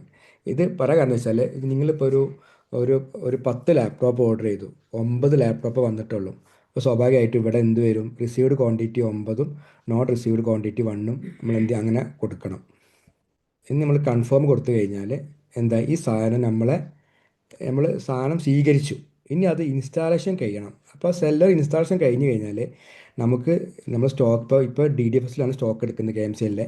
നമുക്ക് വേണമെങ്കിൽ ഈ ബുക്ക് എൻ്റെ ഡീറ്റെയിൽസിൽ പണ്ടൊക്കെ നമുക്ക് ബുക്കായിരുന്നു, ഇപ്പോൾ ബുക്കല്ലല്ലോ. നിങ്ങൾക്ക് ഇവിടെ വേണമെങ്കിൽ DDFS എന്ന് എഴുതുക. ഇവിടെ ഇത് ന്യൂമറിക്കേ പറ്റുള്ളൂ. അപ്പോൾ ഇവിടെ ഒന്നും എഴുതിയാലും കുഴപ്പമില്ല. ഇവിടെ നിങ്ങൾ DDFSൻ്റെ എന്തെങ്കിലും ഒരു നമ്പർ ഉണ്ടെങ്കിൽ ആ നമ്പർ എന്ത് ചെയ്യുക കൊടുക്കുക. ഇവിടെ അത് വീണ്ടും ആ നമ്പർ അവിടെ കൊടുക്കുക. നിങ്ങൾക്ക് ഇവിടെ എന്ത് വേണമെങ്കിൽ കൊടുക്കാം. കൊടുത്ത് ഇത് കൊടുത്തില്ലെങ്കിൽ ഒരു പ്രശ്നമില്ല. ഇത് കൊടുത്തു കഴിഞ്ഞാൽ ലാസ്റ്റ് നമ്മൾ ഒരു CRSC സർട്ടിഫിക്കറ്റ് ഡൗൺലോഡ് ചെയ്യുന്നുണ്ട്. ആ ഡൗൺലോഡ് ചെയ്തതിൽ നമ്മൾ സ്റ്റോക്ക് എടുത്തിട്ടുണ്ടെങ്കിൽ നമുക്ക് എന്ത് ചെയ്യാൻ പറ്റും, ആ DDFSൽ ആ നമ്പർ കാണിക്കും. അപ്പം പ്രത്യേകിച്ച് നമ്മൾ ഫയലൊക്കെ ഓഡിറ്റിന് കൊടുക്കുമ്പോൾ അവർക്ക് നോക്കാൻ എളുപ്പമാണ്. DDFSൽ അത് എന്നാണ് സ്റ്റോക്ക് എടുത്തതെന്നൊക്കെ കാണാൻ കഴിയും. നമ്മൾ ഇനി ഇത് കൊടുക്കാത്ത നമുക്ക് എന്ത് ചെയ്യാം, നമ്മൾ സേവ് ആൻഡ് കണ്ടിന്യൂ കൊടുത്തു കഴിഞ്ഞാൽ ഇത് ശ്രദ്ധിക്കേണ്ട ഭാഗമാണ്. നിങ്ങൾ ഒരു ഒരു AC ഓർഡർ ചെയ്തു, ഒന്ന് ഡെലിവേർഡായി, ഒരു ക്വാണ്ടിറ്റി അക്സെപ്റ്റ് ചെയ്തു. അപ്പോൾ ഇപ്പോൾ ഇൻസ്റ്റാളേഷനും കഴിഞ്ഞിട്ടുണ്ടെങ്കിൽ നിങ്ങൾക്ക് എന്ത് ചെയ്യാൻ പറ്റും, വെരിഫൈ വിത്ത് OTP കൊടുത്തു കഴിഞ്ഞാൽ ഇത് കൊടുക്കുകയാണ്. കാരണം ഈ പ്രൊഡക്റ്റ് ഇൻസ്റ്റാളേഷൻ കഴിഞ്ഞിട്ട് 3 വീക്സായി. അപ്പം എൻ്റെ ഫോണിലേക്ക് ഒരു OTP വരും. അപ്പോൾ അത് വെച്ച് ഞാൻ OTP കൊടുത്തു കഴിഞ്ഞാൽ 811816. ഞാൻ അപ്പം ഈ AC ഇപ്പം എന്തായി, എൻ്റെ ഇത് നമുക്കിപ്പോൾ ആമസോണിൽ കാണുന്ന പോലെ സെല്ലർ റേറ്റിംഗ് കാണിക്കാൻ അത് കൊടുത്തിന് ഒരു കുഴപ്പമില്ല. അപ്പം എന്തായി, നമ്മളുടെ AC ഞാൻ ഡയറക്റ്റ് പർച്ചേസ് ഓർഡർ കൊടുത്തു, AC വന്നു. അത് ഞാൻ PRC, അത് പ്രൊഡക്റ്റ് റിസിപ്ഷൻ സർട്ടിഫിക്കറ്റ് എടുത്തു. പിന്നെ ഞാൻ അടുത്ത സ്റ്റേജിൽ ഇൻസ്റ്റാളേഷൻ കഴിഞ്ഞ AC വർക്കിംഗ് ഗുഡ് കണ്ടീഷൻ ആയതുകൊണ്ട് ഞാൻ CRSC സർട്ടിഫിക്കറ്റ് ഡൗൺലോഡ് ചെയ്തു. CRSCന് ഫുൾ ഫോം എന്ന് പറയുന്നത് consignee receipt and acceptance certificate. അതായത് ബയ്യർ കൺസൈനി എന്ത് ചെയ്തു, ആ പ്രൊഡക്റ്റിനെ സ്വീകരിച്ചു. ഇനി ഇവിടെ കാണിക്കാൻ പറ്റും എലിജിബിൾ ഫോർ പേയ്മെൻറ്റ്. അതായത് നമ്മൾ AC ഇനി എന്ത് ചെയ്യാം, ഇൻസ്റ്റാളേഷൻ കഴിഞ്ഞുകൊണ്ട് നമുക്ക് എന്ത് ചെയ്യാൻ പറ്റും, നമുക്ക് ഈ പേയ്മെൻറ്റിന് വേണ്ടി കൊടുക്കാൻ പറ്റും. ഇവിടെ നമുക്ക് ഇതൊന്നും കൂടി അടിയിലേക്ക് സ്ക്രോൾ ചെയ്ത് കഴിഞ്ഞ് കഴിഞ്ഞാൽ ഉണ്ടോ, നേരത്തെ ഇൻവോയ്സ് മാത്രമായിരുന്നു, ഇപ്പോൾ അവിടെ CRSC വന്നിട്ടുണ്ട്. ഈ CRSC സർട്ടിഫിക്കറ്റ് ഡൗൺലോഡ് ചെയ്ത് കഴിഞ്ഞാൽ ഇതിൽ കാണിക്കും കൺസേഗിനി റെസിപ്റ്റ് ആൻഡ് റെസ്പോൺസ് സർട്ടിഫിക്കറ്റ്. ഇതൊക്കെ നമുക്ക് ഡൗൺലോഡ് ചെയ്ത് ഫയൽ എടുത്ത് വെക്കണം. അപ്പം ഇതിൽ നമ്മളിവിടെ നേരത്തെ ആ ബുക്ക് എൻട്രി കൊടുത്തിട്ടുണ്ടെങ്കിൽ ഇവിടെ ലാസ്റ്റ് പേജിൽ എന്ത് ചെയ്യും, അത് കാണിക്കും, ബുക്ക് എൻട്രി എന്ന് കാണിക്കും. അപ്പോൾ ഓഡിറ്റർക്കും സുഖമാണ്, ഇന്ന സമയത്ത് ഇന്നതിൽ ഇത് സ്റ്റോക്ക് എടുത്ത് ഇനി കൊടുത്തില്ലെങ്കിൽ അതിവിടെ കാണിക്കില്ല. അപ്പോൾ ഒരു AC ഗോദ്രേജിൻ്റെ 110 5-star റേറ്റിംഗ് ഒരു AC ഈ എമൗണ്ടിന് ഞാൻ എന്ത് ചെയ്തിട്ടുണ്ട്, വാങ്ങിയിട്ട് അതിൻ്റെ സർട്ടിഫിക്കറ്റാണ് കാണുന്നത്. ഇനി എന്തായി, ഇനി ഈ ACയുടെ പേയ്മെൻറ്റ് കൊടുക്കണം. ഇത് കൊടുക്കണേ മുന്നേ ഇപ്പം AC എന്തായി, AC നമ്മൾക്ക് ഇൻസ്റ്റാളേഷൻ എല്ലാം കഴിഞ്ഞു. ഇനിയിപ്പോൾ വീണ്ടും എന്ത് ചെയ്യണമെന്ന് വെച്ച് കഴിഞ്ഞാൽ നമ്മൾക്ക് ബില്ല് ജനറേറ്റ് ചെയ്യണം. അപ്പം ഇതാണ് നമ്മുടെ കോൺട്രാക്ട് നമ്പർ. ഈ കോൺട്രാക്ട് നമ്പറാണ് എവിടെ നിന്ന് കിട്ടുന്നത് വെച്ച് കഴിഞ്ഞാൽ നമ്മളെ കോൺട്രാക്റ്റിലുണ്ടാവും. ഈ നമ്പറാണത്. ഈ നമ്പർ തന്നെയാണ് ഈ നമ്പറും. ഇത് കോപ്പി ചെയ്ത് വെക്കുക, എവിടെ നോട്ട് ചെയ്ത് വെക്കുക. എന്നിട്ട് ഇപ്പോൾ നമ്മൾ ഒരു ജെമ്മിൽ ഡയറക്റ്റ് പർച്ചേസിൽ ഒരു AC ഓർഡർ ചെയ്തു, സെല്ലർ അയച്ചു തന്നു, നമ്മളത് അക്സെപ്റ്റ് ചെയ്തു, സെല്ലർ ഇൻസ്റ്റാളേഷൻ അറേഞ്ച് ചെയ്തു, ഇൻസ്റ്റാളേഷൻ കഴിഞ്ഞു, നമ്മൾ CRSC ജനറേറ്റ് ചെയ്തു. ഇനി നമ്മൾ ഇതിന് പേയ്മെൻറ്റിലേക്ക് കടക്കാൻ പോകുമ്പോൾ ബയ്യർക്ക് ഒരു റോളും കൂടി പെൻഡിങ് ഉണ്ട്. ബിൽസ് ആൻഡ് പ്രോസസ് ബിൽ ഇങ്ങനെ ഓപ്ഷൻ ഇതിൽ കാണാൻ പറ്റും. ബിൽസ് ഇതിൽ പ്രോസസ് ബില്ല് കൊടുത്തു കഴിഞ്ഞാൽ ഇവിടെ സെർച്ച് ബൈ കോൺടാക്ട് നമ്പറുകളോടുത്ത് ആ കോൺടാക്ട് നമ്പർ പേസ്റ്റ് ചെയ്ത് സെർച്ച് ചെയ്യുമ്പോൾ നമ്മളെ ഏത് പ്രൊഡക്റ്റാണോ ആ പ്രൊഡക്റ്റ് ഡീറ്റെയിൽ ഇവിടെ കാണിക്കും. അതിൽ ഷോ ബില്ല് കൊടുത്തു കഴിഞ്ഞാൽ പേയ്മെൻറ്റ് സ്റ്റാറ്റസ് പെൻഡിങ് എന്ന് കാണാം. അതായത് ഇതിൽ പേയ്മെൻറ്റ് നടത്തിയിട്ടില്ല. അപ്പോൾ നമ്മളിവിടെ പ്രോസസ് ബില്ല് കൊടുക്കണം. പ്രോസസ് ബില്ല് കൊടുത്ത് അടിയിലേക്ക് സ്ക്രോൾ ചെയ്യുമ്പോൾ ജെമ്മ് ചോദിക്കും നിങ്ങൾക്ക് എന്തെങ്കിലും ഡിഡക്ഷൻസ് കൊടുക്കാനുണ്ടാവുന്നു. ഇവിടെ എസ് കൊടുത്തു കഴിഞ്ഞാൽ നമുക്കറിയാം നമ്മളുടെ ഇപ്പോൾ 2.5 ലാഖിന് മുകളിലൊക്കെ പർച്ചേസ് ആണെങ്കിൽ നമുക്കിവിടെ എന്ത് കൊടുക്കാം, അതേഴ്സിന് കൊടുത്തിട്ട് എന്തെങ്കിലും എമൗണ്ട് പിടിക്കാനുണ്ടെങ്കിൽ 500 രൂപ അല്ലെ എന്തെങ്കിലും നമുക്കിവിടെ ഡിഡക്ഷൻ കാണിച്ചിട്ട് എന്ത് പിടിക്കുക. ഈ പ്രൊഡക്റ്റിന് ഒരു ഡിഡക്ഷനും ഇല്ല, കാരണം ഈ ബിൽ എമൗണ്ട് 2.5 ലാഖിൻ്റെ മുകളിലോ കൊടുത്തു. അപ്പം നമ്മളിത് നോക്കണം. ടോട്ടൽ ബിൽ എമൗണ്ട് 32,250 രൂപയാണ്. എന്തെങ്കിലും കുറവ് വരുത്തിയിട്ടുണ്ടോ, ഇല്ല, ആവശ്യം വന്നിട്ടില്ല. അപ്പോൾ നെറ്റ് എമൗണ്ട് എത്രയാണ്, സെയിം എമൗണ്ട് ആണ്. ഫൈനൽ എമൗണ്ട് റൗണ്ട് ഓഫ് ചെയ്തതിൽ ഇപ്പോൾ ചിലതിൽ ഇവിടെ 0.90 ഒക്കെ ഉണ്ട്, നമുക്ക് ഇവിടെ നിന്ന് എന്ത് ചെയ്യുക, റൗണ്ട് ഓഫ് ചെയ്ത് തരും ജെമ്മേനെ. നമുക്ക് ഈ എമൗണ്ട്. അപ്പോൾ ഇത് സേഫ് ഡ്രാഫ്റ്റ് ബില്ലാണ്.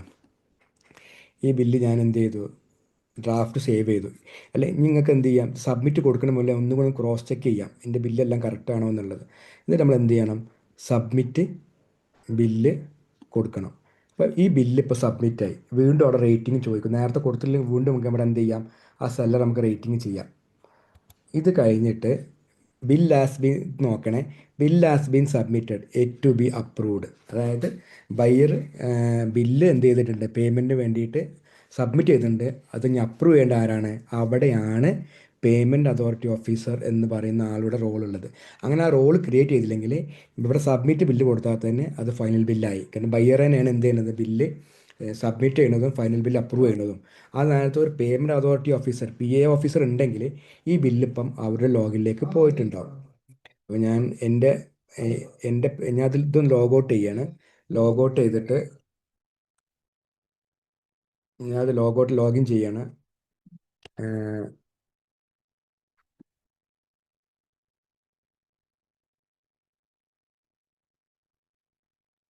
അപ്പം ഇത് എൻ്റെ സ്ഥാപനത്തിലെ പേയ്മെൻറ്റ് അതോറിറ്റി ഓഫീസറുടെ ലോഗിനാണ്.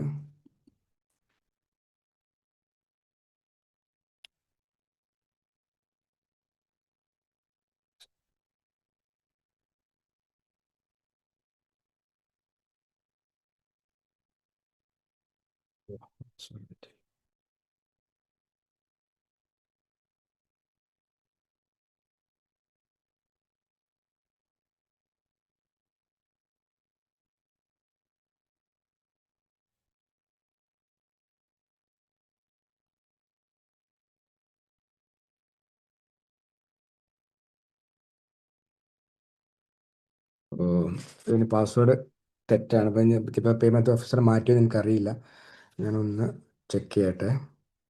അപ്പം ഇതിപ്പം പേയ്മെൻറ്റ് അതോറിറ്റി ഓഫീസറുടെ ലോഗിൽ ഇതേപോലെ ലോഗ് ചെയ്ത് കയറി കഴിഞ്ഞാൽ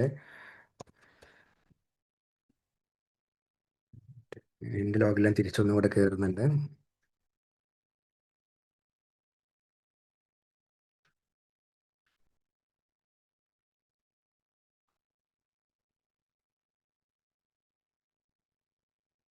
ഞാൻ എൻ്റെ ലോഗിൽ ഒന്നുകൂടെ കയറാം.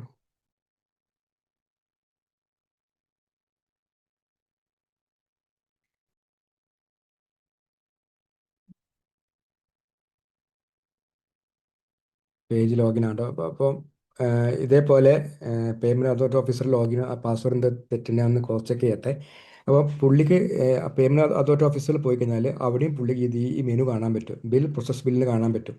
ബിൽ പ്രോസസ് ബില്ല് ചെയ്ത് കഴിഞ്ഞാൽ ഇവിടെ വീണ്ടും ആ കോൺട്രാക്ട് നമ്പർ വെച്ച് സെർച്ച് ചെയ്ത് കഴിഞ്ഞാൽ ഈ ബില്ല് അവിടെ കാണിക്കും. ഈ ബില്ല് കാണിച്ചിട്ട് വ്യൂ ബില്ല് കൊടുത്തു കഴിഞ്ഞാൽ ഇവിടെ പേയ്മെൻറ്റ് അതോറിറ്റി ഓഫീസറെ ലോഗിനിൽ കാണിക്കുക സബ്മിറ്റ് ദ ഫൈനൽ ബില്ല് എന്ന് കാണിക്കും. അത് ഞാൻ ലോഗിൻ ആവണേ ഒന്നുകൂടെ കാണിക്കില്ല. ഞാൻ അടുത്ത ക്ലാസ്സിൽ അത് കാണിക്കാം. അപ്പം ഇതും ചെയ്ത് അതിൽ പിന്നെ ഈ draft bill payment authority officer approve ചെയ്ത് കഴിഞ്ഞ് കഴിഞ്ഞാൽ അടുത്ത പേജിൽ കാണിക്കുക ഏത് മോഡ് ഓഫ് പേയ്മെൻ്റ് ആണ്. കേരളത്തിൽ ഒരു സ്ഥാപനങ്ങളും എന്ത് ചെയ്തിട്ടില്ല, ജമ്മിനെ നമ്മളെ PFSമായി ലിങ്ക് ചെയ്തിട്ടില്ല. പക്ഷേ കേരളത്തിലെ പുറത്തുള്ള പ്രത്യേകിച്ച് കേന്ദ്ര സർക്കാർ സ്ഥാപനങ്ങളൊക്കെ PFSമായി ലിങ്ക് ചെയ്തിട്ടുണ്ട്. നമുക്ക് ഓഫ്ലൈൻ പേയ്മെൻ്റ് ആണ്. അപ്പോൾ അതിൽ ചോദിക്കുന്നുണ്ട് DD ആണോ NEFT ആണോ ഓൺലൈൻ ട്രാൻസാക്ഷൻ ആണോ ചോദിക്കുന്നത്. അങ്ങനെ അവിടെ ഏതാണ് ഇപ്പം മിക്കവാറും ഇപ്പം നിങ്ങൾ ബില്ല് ട്രഷറി കൊടുത്താണെങ്കിൽ നിങ്ങൾക്ക് എന്ത് ചെയ്യാം, അത് NEFT എന്ന കോളത്തിൽ ടിക്കിടാം. ടിക്കറ്റ് അടിയിലേക്ക് സ്ക്രോൾ ചെയ്യുമ്പം അവിടെ ട്രഷറിയിൽ പാസ്സായിട്ടുള്ള UTR NEFT നമ്പറും അല്ലെങ്കിൽ UTR നമ്പറും ഡേറ്റും കൊടുത്ത് സബ്മിറ്റ് കൊടുത്തു കഴിഞ്ഞാലാണ് ഞാൻ വാങ്ങിയിട്ടുള്ള ഈ AC പേയ്മെൻറ്റ് കംപ്ലീറ്റ് ആവുള്ളൂ.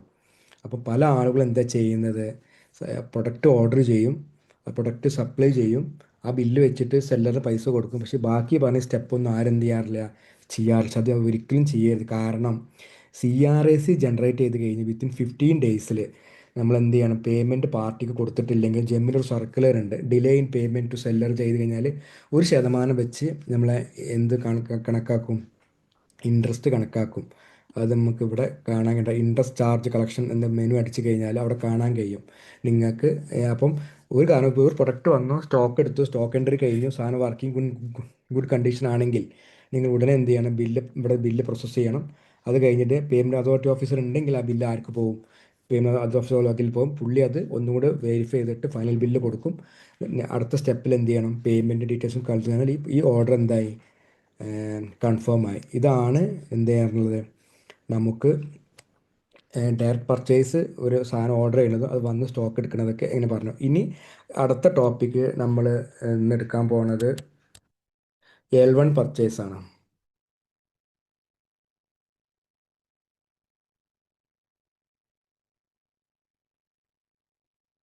ആ,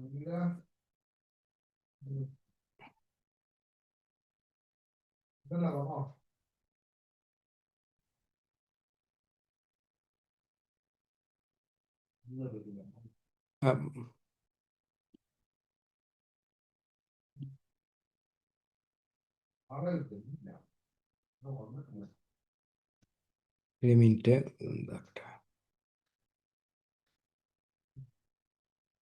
അപ്പം ഇത് ഇന്ന് നമ്മൾ ഇതൊന്നും ഞാൻ വീണ്ടും പറയുന്നില്ല. ലോഗിൻ ചെയ്യുന്നു. ലോഗിൻ യൂസർ ഐ ഡി കൊടുക്കുന്നു, പാസ്വേഡ് കൊടുക്കുന്നു. ഇപ്പോൾ ഒരു മെനു കൂടെ ഉണ്ട്. ആ മെനു ആണ് എന്ത് OTP കൊടുക്കണം. ഇത് പഴയ സ്ലൈഡ് ആയതുകൊണ്ടാണ് നമ്മൾ വീണ്ടും എന്ത് ചെയ്യാണ്.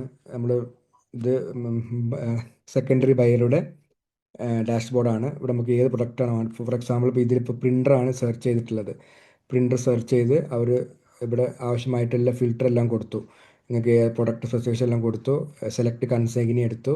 അവിടെ കണ്ട സെലക്ട് കൺസൈനിൽ അവർ 68 പ്രിൻ്ററാണ് കൊടുത്തിട്ടുള്ളത്. സ്റ്റേറ്റ് ബീഹാർ. ബയ്യറെ കൺസൈനിൻ്റെ പേരാണ് ഋഷിരാജ്.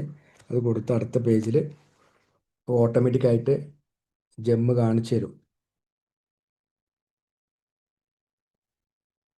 നിങ്ങൾക്ക് ഈ ലെഫ്റ്റ് സൈഡ് കാണുന്ന ഫിൽറ്റർ നിങ്ങൾക്ക് എല്ലാ ഫിൽറ്ററും വേണമെങ്കിൽ യൂസ് ചെയ്യാം. മേക്ക് ഇന്ത്യ കൊടുത്തു കഴിഞ്ഞാൽ ഇന്ത്യയിൽ നിർമ്മിക്കുന്ന പ്രൊഡക്റ്റ് മാത്രമായിരിക്കും ലിസ്റ്റ് ചെയ്യാം. അപ്പോൾ ഇപ്പോൾ ഇതിലിപ്പോൾ നമ്മൾ പ്രൊഡക്റ്റ് സ്പെസിഫിക്കേഷനിൽ നമുക്ക് എല്ലാം കൊടുക്കണം. ഫോർ എക്സാമ്പിൾ ഇപ്പോൾ പ്രിൻ്റർ ആണെങ്കിൽ ലേസർ ആണോ, ഇങ്ക്ജെറ്റ് ആണോ, ബ്ലാക്ക് ആൻഡ് വൈറ്റ് ആണോ, കളറാണോ, പേപ്പർ A3 വേണോ, A4 വേണോ, അല്ലെങ്കിൽ നിങ്ങൾക്ക് 2 സൈഡ് പ്രിൻറ്റിങ് വേണോ, പ്ലസ് പ്രിൻറ്റിങ് വേണോ, നിങ്ങൾക്ക് വൈഫൈ വേണോ, അതൊക്കെ നമുക്ക് എന്ത് ചെയ്യാം, ടിക്കുള്ള ഓപ്ഷൻ ഉണ്ട്. അപ്പം ഈ ബയ്യർ സെലക്ട് ചെയ്തിരിക്കുന്നത് ലേസർ ആയിരിക്കണം, A4 പ്രിൻറ്റിങ് വേണം, ഡുപ്ലക്സ് വേണം, വയർലെസ് കണ്ടിന്യൂറ്റി വേണമെന്ന് നിർബന്ധമില്ല, ഓൺ സൈറ്റ് വാറണ്ടി 1 ഇയർ വേണം, ടൈപ്പ് ഓഫ് പ്രിൻറ്റിങ് മോണോ, കളറല്ല. അപ്പോൾ ഓട്ടോമാറ്റിക് ജെം എന്ത് ചെയ്യും, ഒരു ഒരു 8 ലക്ഷം, ഒരു 68 പ്രിൻ്ററിന് ഒരു ബ്രദർ എന്ന് പറയുന്ന laser mono computer printer L1 ആയിട്ട് ഇവിടെ കാണിച്ചു തരും. അപ്പം ഇത് 50,000-ന് മുകളിലാണ് ഈ വാല്യൂ കാണുന്നത്. അങ്ങനെ ആയതുകൊണ്ട് ഇതിൽ 3 പ്രൊഡക്റ്റ് നമ്മളിപ്പോൾ പണ്ടൊക്കെ പറയില്ലേ, 15 മുതൽ 1 ലക്ഷം വരെ 3 കൊട്ടേഷൻ ആണെന്ന് പറയില്ലേ, അതേപോലെ ഒന്ന് നമ്മൾ എന്ത് ചെയ്തു, ബ്രദർ എന്ന് പറയുന്ന ഒരു കമ്പനിയുടെ പ്രിൻ്റർ ഒന്ന് ആഡ് ചെയ്തു. ഇവിടെ ഈ കമ്പയറിലെ ബോക്സ് എന്ത് ചെയ്യണം, നമ്മൾ ടിക്ക് ഇടണം. രണ്ടാമത്തെ താഴേക്ക് സ്ക്രോൾ ചെയ്യുമ്പോൾ നമുക്ക് എന്ത് ചെയ്യാൻ കഴിയും, ഇവിടെ നമുക്ക് MPL കാണാം. ഇനി ശ്രദ്ധിക്കേണ്ടത് വെച്ചാൽ 2 പ്രാവശ്യം നമുക്ക് MPL സെലക്ട് ചെയ്യാൻ പറ്റില്ല. ഒരേ പ്രൊഡക്റ്റ് 2 പ്രാവശ്യം കമ്പയർ ചെയ്യാൻ പറ്റില്ല. അപ്പം ഒന്ന് ഓൾറെഡി ആര് ആഡ് ചെയ്തിട്ടുണ്ട്, ബ്രദർ ലേസർ പ്രിൻ്റർ ആഡ് ചെയ്തിട്ടുണ്ട്. അപ്പോൾ അടുത്തത് MPL-ഉം ഒരു കമ്പനിയും കൂടെ എന്ത് ചെയ്യണം, നമ്മൾ ടിക്ക് ഇടണം. അങ്ങനെ 3 കമ്പനി ടിക്കറ്റ് കഴിഞ്ഞാൽ ഇവിടെ കാണിക്കും. ഒരു MEF ഒരു കമ്പനി, ബ്രദർ ഒരു കമ്പനി, ക്യോസർ, അത് 3 കമ്പനി നമ്മൾ ടിക്കറ്റ് കഴിഞ്ഞാൽ ഇവിടെ കമ്പയർ എന്നൊരു ബട്ടൺ കാണാം. അത് ക്ലിക്ക് ചെയ്ത് കഴിഞ്ഞാൽ അടുത്ത പേജിൽ ഇങ്ങനെ കമ്പയർ ചെയ്ത് വരും. ഇത് ശ്രദ്ധിക്കണം വെച്ചാൽ ഇപ്പം ഓട്ടോമാറ്റിക്കായിട്ട് ജെമ്മ് കാണിച്ചു തന്നിട്ടുണ്ട് L1. ഈ L1 കാണിച്ച സ്ഥിതിക്ക് നിങ്ങൾക്ക് സുഖമായിട്ട് എന്ത് ചെയ്യാം, ഈ പ്രൊഡക്റ്റ് ഇത് വെറും ആഡ് ടു കാർട്ട് കൊടുത്താൽ മതി. അല്ല, നിങ്ങൾക്ക് തോന്നുകയാണ് എനിക്ക് ബ്രദർ വേണ്ട, എനിക്ക് MPL-ൻ്റെ ഈ പ്രൊഡക്റ്റ് മതി, മതി, ആഡ് ടു കാർട്ട് കൊടുത്തു കഴിഞ്ഞാൽ ഇത് ഡയറക്റ്റ് പർച്ചേസ് ആവില്ല. ഇത് നേരെ ബിഡിലേക്കാണ് പോകുക. അത് നമുക്ക് ഞാൻ അടുത്ത ക്ലാസ്സിൽ പറയാം. അപ്പോൾ നമ്മൾ എന്ത് ചെയ്തു, ഓട്ടോമാറ്റിക്കായിട്ട് കമ്പ്യൂട്ടർ ജെമ്മ് കാണിച്ചിട്ടുള്ള L1 ഉണ്ട്. നമ്മൾ കൊടുത്തിട്ടുള്ള സ്പെക്ക്, ഇതാണ് ബൈയുടെ സ്പെക്ക്. ഈ സ്പെക്ക് പ്രകാരം ജെമ്മ് നമുക്ക് കാണിച്ചിട്ടുള്ളതാണ് ബ്രദർ എന്ന കമ്പനിയുടെ ലേസർ പ്രിൻ്റർ. അപ്പോൾ ഇത് നമ്മൾ ആഡ് ടു കാർട്ട് കൊടുത്തു കഴിഞ്ഞാൽ ഇവിടെ അതിൻ്റെ എല്ലാ സ്പെക്കും കാണാൻ പറ്റും. അപ്പം ഇത് വെച്ച് ആഡ് ടു കാർട്ട് കൊടുത്തു കഴിഞ്ഞാൽ ഇവിടെ വീണ്ടും നമ്മൾ 50,000-ന് താഴെ പ്രൊഡക്റ്റ് വാങ്ങി അതേപോലെ തന്നെ ഡയറക്റ്റ് പർച്ചേസും ബിഡ് ഞാൻ പറഞ്ഞല്ലോ, അപ് ടു 10 ലാക്ക് വരെ കമ്പാരിസൺ മതി. അപ്പോൾ നിങ്ങൾക്ക് ഇവിടെ ഡയറക്റ്റ് പർച്ചേസ് കൊടുത്താൽ മതി. അതല്ല, നിങ്ങൾക്ക് തോന്നുകയാണ് ബ്രദർ എന്ന് പറയുന്ന പ്രിൻ്റർ എനിക്ക് വേണ്ട, എനിക്ക് MPL-ആണ് നല്ല കമ്പനി, നല്ല ലൈഫുള്ള പ്രിൻ്റർ തോന്നുക, നിങ്ങൾക്ക് എന്ത് ചെയ്യാം, ഈ ബിഡ് ഓപ്ഷൻ എന്ത് ചെയ്യാം, നിങ്ങൾക്ക് സെലക്ട് ചെയ്ത് കഴിഞ്ഞാൽ അത് ജെമ്മിൽ ടെൻഡർ എന്ന പ്രൊസീജിയറിലേക്ക് പോകും. അപ്പോൾ ഇത് നമ്മൾ L1 കമ്പാരിസൺ പഠിക്കുകയാണ്, L1 കമ്പാരിസൺ. അതുകൊണ്ട് എന്ത് ചെയ്തു, ഞാൻ ഡയറക്റ്റ് പർച്ചേസ് കൊടുത്തു കഴിഞ്ഞാൽ വീണ്ടും ഞാൻ നേരത്തെ എൻ്റെ ബയ്യർ ലോഗിൽ കാണിച്ച അതേ പ്രൊസീജിയർ കണ്ടാൽ ഡയറക്റ്റ് പർച്ചേസ് ആണ്. അടുത്ത പേജിൽ കൊടുത്തു. നിങ്ങൾക്ക് ഇവിടെ വേണമെങ്കിൽ ആ ഫയൽ നമ്പർ കൊടുക്കുക, ആർക്കുള്ള പ്രിൻ്ററാണ്, ഡെലിവറി ആൻഡ് ഇൻസ്റ്റാളേഷൻ അടുത്ത ബയർ സൈറ്റ്, PR നമ്പർ കൊടുക്കാം, PR ഡേറ്റ് കൊടുക്കാം. അടുത്ത പേജിൽ പോയി കഴിഞ്ഞാൽ ഇവിടെ കണ്ടിന്യൂ കൊടുക്കുക. കണ്ടിന്യൂ കൊടുത്തു കഴിഞ്ഞാൽ ഞാൻ നേരത്തെ കാണാൻ അതേ ഓപ്ഷൻ വീണ്ടും വരും. പേയ്മെൻറ്റ് അതോറിറ്റി ഓഫീസർ, ഇതൊന്നും മാറ്റില്ല. പ്രൊഡക്റ്റ് 50 ബിഡ് ആണെങ്കിലും, സോറി ഡയറക്റ്റ് പർച്ചേസ് ആണെങ്കിലും, L1 പർച്ചേസ് കമ്പാരിസൺ പർച്ചേസ് ആണെങ്കിലും ബാക്കി സ്റ്റെപ്പൊക്കെ ഒരേ സ്റ്റെപ്പാണ്.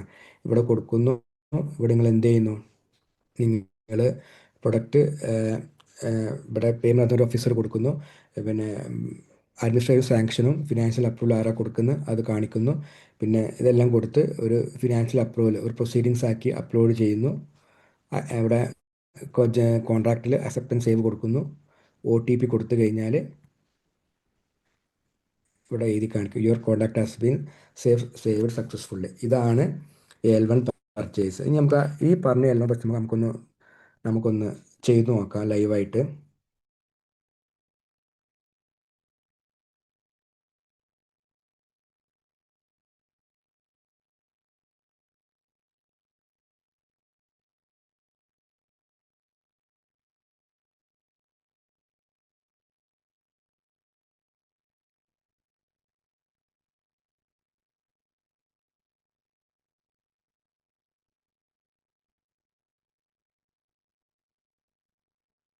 അപ്പം വീണ്ടും എൻ്റെ ബയ്യർ ലോഗിലേക്ക് ഞാൻ വന്നിട്ടുണ്ട്.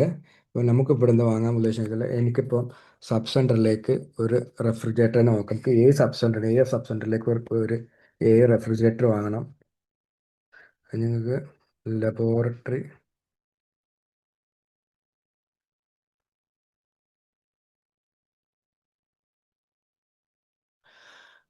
എനിക്കൊരു റെഫ്രിജറേറ്റർ വാങ്ങണം. Quantity delivery location medical officer എഫക്സ് 46 സെലക്ട് ചെയ്തു. സെർച്ച് കൊടുത്തു കഴിഞ്ഞാൽ ഡിഫാൾട്ടായിട്ട് നമ്മൾ പ്രൊഡക്റ്റ് സ്പെസിഫിക് കൊടുക്കാത്തതുകൊണ്ട് ജെമ്മ് ഡിഫാൾട്ടായിട്ട് ആരെ കാണിച്ചു തരും, ഒരു പ്രൊഡക്റ്റ് കാണിച്ചു തരും. അപ്പോൾ അല്ലെങ്കിൽ നമുക്ക് അതല്ല, നമുക്ക് പ്രൊഡക്റ്റ് സ്പെസിഫിക്കേഷനിൽ പോയിട്ട് ഡിസ്പ്ലേ ടൈപ്പ് എന്തൊക്കെ വേണം, നമ്പർ ഓഫ് ഷെൽഫ് എത്ര വേണം, അതിന് ഒന്നുള്ള മതിയോ 10 വേണോ, അങ്ങനെയൊക്കെ നമുക്ക് എന്ത് ചെയ്യാം, നമുക്ക് ആവശ്യമുള്ളതൊക്കെ എന്ത് ചെയ്യാം, ഇവിടെ ടിക്കറ്റാണ്. ഇപ്പോൾ 10 കൊടുത്തു. ഇപ്പോൾ ഓട്ടോ ഇവിടെ റേറ്റ് മാറിയത് കണ്ടോ, പ്രൊഡക്റ്റിന് സ്പെക്ക് അനുസരിച്ച് റേറ്റ് മാറിക്കൊണ്ടേയിരിക്കും. നമുക്ക് ഫിൽട്ടർ ചെയ്യുമ്പോൾ ശ്രദ്ധിക്കേണ്ട കാര്യം, ഈ ഈ ഗോൾഡൻ കളറിൽ കാണുന്നില്ലേ, അതിൽ മാത്രമാണ് ഡിഫാൾട്ടായിട്ട് ഫിൽറ്റർ കൊടുത്താൽ കമ്പാരിസൺ കാണും. ബാക്കി ഗോൾഡൻ ടൈപ്പ് ഇല്ലാത്ത കൊടുത്തു കഴിഞ്ഞാൽ മാക്സിമം ആ പ്രൊഡക്റ്റ് കറണ്ട് ഫുള്ളായിട്ട് എന്താവില്ല, അത് കാണിക്കില്ല. അപ്പോൾ അതുകൊണ്ട് ഇപ്പോൾ വിവിധ എസ് കൊടുത്താൽ അത് ഉണ്ടെങ്കിൽ ആ പ്രൊഡക്റ്റ് കാണിക്കും. അപ്പോൾ എപ്പോഴും നമ്മൾ ശ്രദ്ധിക്കേണ്ട കാര്യം, ഈ മാൻഡേറ്ററി ആയിട്ടുള്ളത് ഫിൽറ്റർ ചെയ്യുമ്പോൾ നോക്കേണ്ടത് ഈ ഗോൾഡൻ പാരാമീറ്റേഴ്സിൽ വരുന്ന സാധനങ്ങളാണ്. ഔട്ടർ ബോഡി എങ്ങനെ ആയിരിക്കണം, ഇങ്ങനെ മൈൽഡ് സ്റ്റീലാണോ, ഗ്യാസ്, അപ്പോൾ അതൊക്കെ ടിക്കറ്റ് അനുസരിച്ച് നമുക്ക് ഓട്ടോമാറ്റിക്കായിട്ട് എന്ത് കാണിച്ചു തരും, ജെമ്മ് ഇവിടെ. അപ്പോൾ ഞാൻ ഇതാ 6,90,000 രൂപയുടെ റെഫ്രിജറേറ്റർ L1 ആയിട്ട്, കറണ്ട് L1 ആയിട്ട് ജെമ്മ് കാണിച്ചു തന്നിട്ടുണ്ട് ഇവിടെ. ഞാൻ ഇത് വെസ്റ്റേൺ ലബോറട്ടറിയുടെ പ്രിൻ്റർ ഞാൻ ഒന്ന് കമ്പയർ ഇവിടെ ഒരു പ്രൊഡക്റ്റ് നമ്മൾ കൊട്ടേഷനിൽ ആഡായി. രണ്ടാമത്തെ വീണ്ടും ഞാൻ വെസ്റ്റേൺ സെലക്ട് ചെയ്യുമ്പോൾ ശ്രദ്ധിച്ചോളൂ, ജെമ്മ് എഴുതി കാണിക്കും cannot add to compare from same seller or same OEM. കാരണം ഒരേ വെസ്റ്റേൺ ലബോറട്ടറിയുടെ ഒരേ ഫ്രിഡ്ജ് എന്ത് ചെയ്യാൻ കഴിയില്ല, 3 പ്രാവശ്യം ആഡ് ചെയ്യാൻ കഴിയില്ല. അപ്പോൾ ഞാൻ വേറെ ഗോദ്രേജിൻ്റെ ആഡ് ചെയ്തു, അപ്പോൾ അവിടെ അത് വന്നു. പിന്നെ വേറെ കമ്പനി JW Overseas എന്ന കമ്പനി, അതും ആഡ് ചെയ്തു. അതായത് ഞാനിവിടെ കമ്പയർ കൊടുത്തു കഴിഞ്ഞാൽ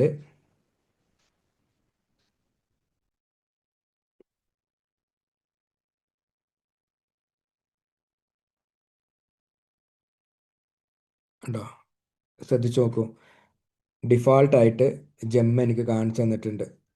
ഇതാണ് L1. അപ്പം ഞാൻ പറഞ്ഞു ഈ റെഡ് മാർക്ക് എപ്പോഴും ശ്രദ്ധിക്കണം. ഇങ്ങനെ ഉണ്ടെങ്കിൽ അവരുടെ അതൊന്ന് പരിശോധിക്കണം, നല്ലതായിരിക്കും. ചിലപ്പോൾ അവർ സസ്പെൻഡ് ചെയ്താണോ, സെല്ലർ ഇൻസെൻ്റ് ഹിസ്റ്ററിയാണ്, അവരെ ബ്ലാക്ക് ലിസ്റ്റ് പെടുത്തിയിട്ടുണ്ടോ, അതൊക്കെ നമുക്ക് എന്ത് ചെയ്യാൻ കഴിയും. അവർ 5 പ്രാവശ്യം ഈ കമ്പനീനെ ഇതാക്കിയതുണ്ട്, ഡിലേ ഇൻ ഡെലിവറി, ക്വാളിറ്റി മോശമായിട്ടൊക്കെ അവരെന്ത് ചെയ്തിട്ടുണ്ട്. അപ്പോൾ അത് ശ്രദ്ധിക്കണം എപ്പോഴും എടുക്കുമ്പോൾ. അങ്ങനെ ഞാൻ എന്ത് ചെയ്തു, ഞാൻ ഈ L1 കിട്ടിയുള്ള റെഫ്രിജറേറ്റർ ഞാൻ ആഡ് ടു കാർട്ട് കൊടുക്കുമ്പോൾ വീണ്ടും ഇവിടെ കാണിക്കും ഡയറക്റ്റ് പർച്ചേസ് ആണോ ബിഡ് ആണോ എന്ന്. ഞാൻ ഡയറക്റ്റ് പർച്ചേസ് കൊടുത്ത് കഴിഞ്ഞാൽ ഡയറക്റ്റ് പർച്ചേസ് എസ്, ബാക്കി എല്ലാ പ്രൊസീജിയറും ഞാൻ നേരത്തെ പവർ പോയിന്റ് കാണുന്നത് അതേപോലെ തന്നെയാണ്. ഇവിടെ ആർക്കുള്ള റെഫ്രിജറേറ്റർ ആണ്, റെഫ്രിജറേറ്റർ HWC. ആ ഇവിടെ ഡെലിവറി അറ്റ് ബയ്യർ സൈറ്റ്, ഇവിടെ PR നമ്പർ എന്തെങ്കിലും കൊടുക്കുക, PR ഡേറ്റും കൊടുക്കുക, അപ്ഡേറ്റ് ഓർഡർ കൊടുത്തിട്ട് കണ്ടിന്യൂ കൊടുത്തു കഴിഞ്ഞാൽ ഇവിടെ പേയ്മെൻറ്റ് അതോറിറ്റി ഓഫീസർ ഡോക്ടർ ദിവ്യയാണ് എൻ്റെ ഹോസ്പിറ്റലിലെ PMN അതോറിറ്റി ഓഫീസർ. പിന്നെ ഇവിടെ മെഡിക്കൽ ഓഫീസർ FFC നൂൽപ്പുഴ. അതേപോലെ തന്നെ കൊടുത്തു. ബില്ല് ആരെ പേരിലാണ് ചെയ്യേണ്ടത്? ബയ്യറുടെ പേരിലാണ് ചെയ്യേണ്ടത്. ഇവിടെ TDS പിടിക്കാനുണ്ട്. കാരണം ടോട്ടൽ എമൗണ്ട് 2.5 ലാഖിന് മേലുണ്ട്. അത് കൊടുത്തു. ഇവിടെ ഒരു ഫിനാൻഷ്യൽ അപ്ലോഡ് ചെയ്തെങ്കിൽ എന്തെങ്കിലും PDF ഫയൽ അപ്ലോഡ് ചെയ്തു. ഞാൻ കണ്ടിന്യൂ കൊടുത്തു കഴിഞ്ഞാൽ നോ,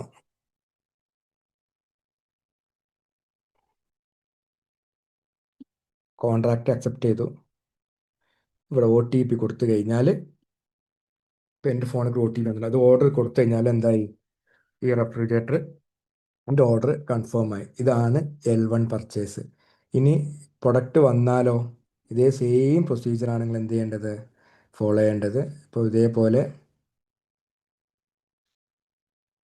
നിങ്ങളിങ്ങനെ ഇവിടെ ഇങ്ങനെ സ്ക്രോൾ ചെയ്യുമ്പോൾ ഇങ്ങനെ കാണിക്കാൻ പറ്റും. ഇപ്പോൾ അതാ ഫോർ എക്സാമ്പിൾ ഇത് ഞാൻ 24/11 ഓർഡർ ചെയ്തതാണ്, സ്ട്രൈ ഗ്ലോബൽ എന്ന കമ്പനി. പക്ഷെ അവർ അക്സെപ്റ്റ് ചെയ്തിട്ടുണ്ട്. അവർ സാധനം ഇതുവരെ എത്തുന്നില്ല, ബയ്യർക്ക് അയച്ചു തന്നിട്ടില്ല. അപ്പോൾ അയച്ചെന്ന് മാത്രമേ ഈ ഓർഡർ ഡെസ്പാച്ച്ഡ് ഗ്രീൻ കളറാവും. അപ്പോൾ ഇങ്ങനെ നിങ്ങൾ സ്ക്രോൾ ചെയ്യുമ്പം പ്രൊഡക്റ്റ് ഇതാ. ഇത് ഞാൻ എൻ്റെ ഹോസ്പിറ്റൽ ജിമ്മിലേക്ക് ഒരു ഫങ്ഷണൽ ട്രെയിനർ ഓർഡർ ചെയ്തിട്ടുണ്ടായിരുന്നു. അത് അവർ ഡെസ്പാച്ച് ചെയ്തിട്ടുണ്ട്. അപ്പോൾ അത് നേരത്തെ പറഞ്ഞതുപോലെ, നേരത്തെ ഞാൻ AC കാണിച്ച അതേ പ്രൊസീജിയർ, പ്രോസസ് ഓർഡർ കൊടുക്കുക. ആ സാധനം എനിക്കിതുവരെ എത്തിയിട്ടില്ല. കാരണം അവർ ബില്ല് അപ്ലോഡ് ചെയ്തുള്ളൂ. സാധനം എന്നാണ് എൻ്റെ സ്ഥാപനത്തിൽ റിസീവ് ചെയ്യുന്നത് അന്ന് മാത്രമേ ഞാൻ എന്ത് ചെയ്യുള്ളൂ, പ്രോസസ് ചെയ്യാറ്. അവർ ഇത് അഡ്രസ്സ് കിടക്കുന്നത് എവിടെയാണ്? പഞ്ചാബിലാണ്. പഞ്ചാബിൽ നിന്ന് അയച്ചു കഴിഞ്ഞാൽ അവരെന്നാണ് നമുക്ക് ഇത് എടുത്താൽ അവർ ഇൻവോയ്സ് പരിശോധിച്ചാൽ കാണാൻ പറ്റും. ഇത് ജെം ഇൻവോയ്സ്, ഇത് സെല്ലർ ഇൻവോയ്സ് എടുത്തു കഴിഞ്ഞാൽ അവർ 8/12 അവർ ബിൽ ഡേറ്റ് കൊടുത്തിട്ടുണ്ട്. ബിൽ ഡേറ്റ് മാറിയാണ് കൊടുത്തിട്ടുള്ളത് തോന്നുന്നു. 12/8 കാണിച്ചിട്ടുള്ളത്. അല്ല സോറി, 8/12 അവർ മിനിയാന്നാണ് ഇത് അയച്ചിട്ടുള്ളത്. കറക്റ്റാണ്. ഇന്ന് 9 അല്ലേ? ഇന്നലെയാണ് അവർ പ്രൊഡക്റ്റ് എന്ത് ചെയ്യുള്ളത്, ജെമ്മിൽ ആഡ് ചെയ്തിട്ടുള്ള ബില്ല്, ആ ഇൻവോയ്സ് ആണ്. അപ്പോൾ ഇത് എന്തായാലും പഞ്ചാബിന് ഇവിടെ എത്താൻ മിനിമം വെച്ചപ്പോൾ ഒരു 5 ഡേയ്സ് അല്ല 6 ഡേയ്സ് എടുക്കും. അത് എടുത്തു കഴിഞ്ഞാൽ മാത്രമേ ഞാൻ എന്ത് ചെയ്യുള്ളൂ,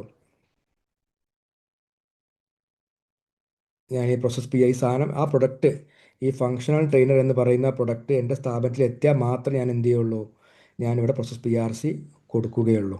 ഞാൻ കൊടുക്കില്ല. കാരണം സാധനം വന്ന് അവർ അയക്കുന്ന പ്രൊഡക്റ്റ് അത് തന്നെയാണെന്ന് എനിക്ക് ഉറപ്പ് വരുത്തണ്ട. അപ്പോൾ ഒരു കാരണവശാലും എന്ത് ചെയ്യരുത്, ജെമ്മിൽ ഇൻവോയ്സ് വന്ന് വിചാരിച്ചിട്ട് ഒരിക്കലും PRC ജനറേറ്റ് ചെയ്യരുത്. നമ്മൾ സാധനം വന്നതിന് ശേഷം മാത്രമേ PRC ജനറേറ്റ് ചെയ്യാൻ പാടുള്ളൂ. ബാക്കി പ്രൊസീജിയറൊക്കെ ഞാൻ നേരത്തെ കാണിച്ച അതേ സ്റ്റെപ്പ് ബൈ സ്റ്റെപ്പാണ് ചെയ്യാനുള്ളത്. ഇതിലെന്തെങ്കിലും സംശയമുണ്ടോ? കാരണം ഇപ്പോൾ നമ്മൾ ശ്രദ്ധിച്ചാൽ മതി, 50,000 വരെ ഡയറക്റ്റ് പർച്ചേസും 50,000 10 ലാക്ക് വരെ നമുക്ക് കമ്പാരിസണും പഠിച്ചിട്ടുണ്ട്. ഇനി നമുക്കുള്ളത് ബിഡിംഗ് ആണ്. ബിഡാണ് പഠിക്കാനുള്ളത്. ബിഡിലേക്ക് കടക്കുന്നതിന് മുന്നേ ഞാൻ ഈ L1 പർച്ചേസിലും ഡയറക്റ്റ് പർച്ചേസ് എന്തെങ്കിലും സംശയമുണ്ടോ? അതായത് പേയ്മെൻറ്റ് അതോറിറ്റി ഓഫീസർ ബില്ല് ചെയ്യുന്ന കാര്യം ഞാൻ പറഞ്ഞു തന്നിട്ടുണ്ട്. കാരണം അപ്പോൾ അതിലെന്തെങ്കിലും സംശയം ഉണ്ടെങ്കിൽ നമുക്ക് ചോദിച്ച് ക്ലിയർ ചെയ്ത് പോവാം. ഇനിയുള്ളത് ബിഡാണ്. ബിഡിലേക്ക് കടക്കാനുള്ളത്. ബിഡ് ഇപ്പോൾ നമുക്ക് മെയിൻ കവർ ചെയ്യാനുള്ളത് ജെമ്മിൽ ബിഡ് ഇടുന്നതാണ്. ബിഡിൽ തന്നെ പല തരത്തിലുള്ള ബിഡ് ഉണ്ട്. പിന്നെ പ്രൊഡക്റ്റ് ഓർഡേഴ്സ് മാത്രം പഠിച്ചു, പിന്നെ സർവീസ് ഓർഡേഴ്സ് പഠിക്കാനുണ്ട്. അപ്പോൾ ഇതിൽ ഈ L1 പർച്ചേസ് എന്തെങ്കിലും സംശയം ഉണ്ടോ?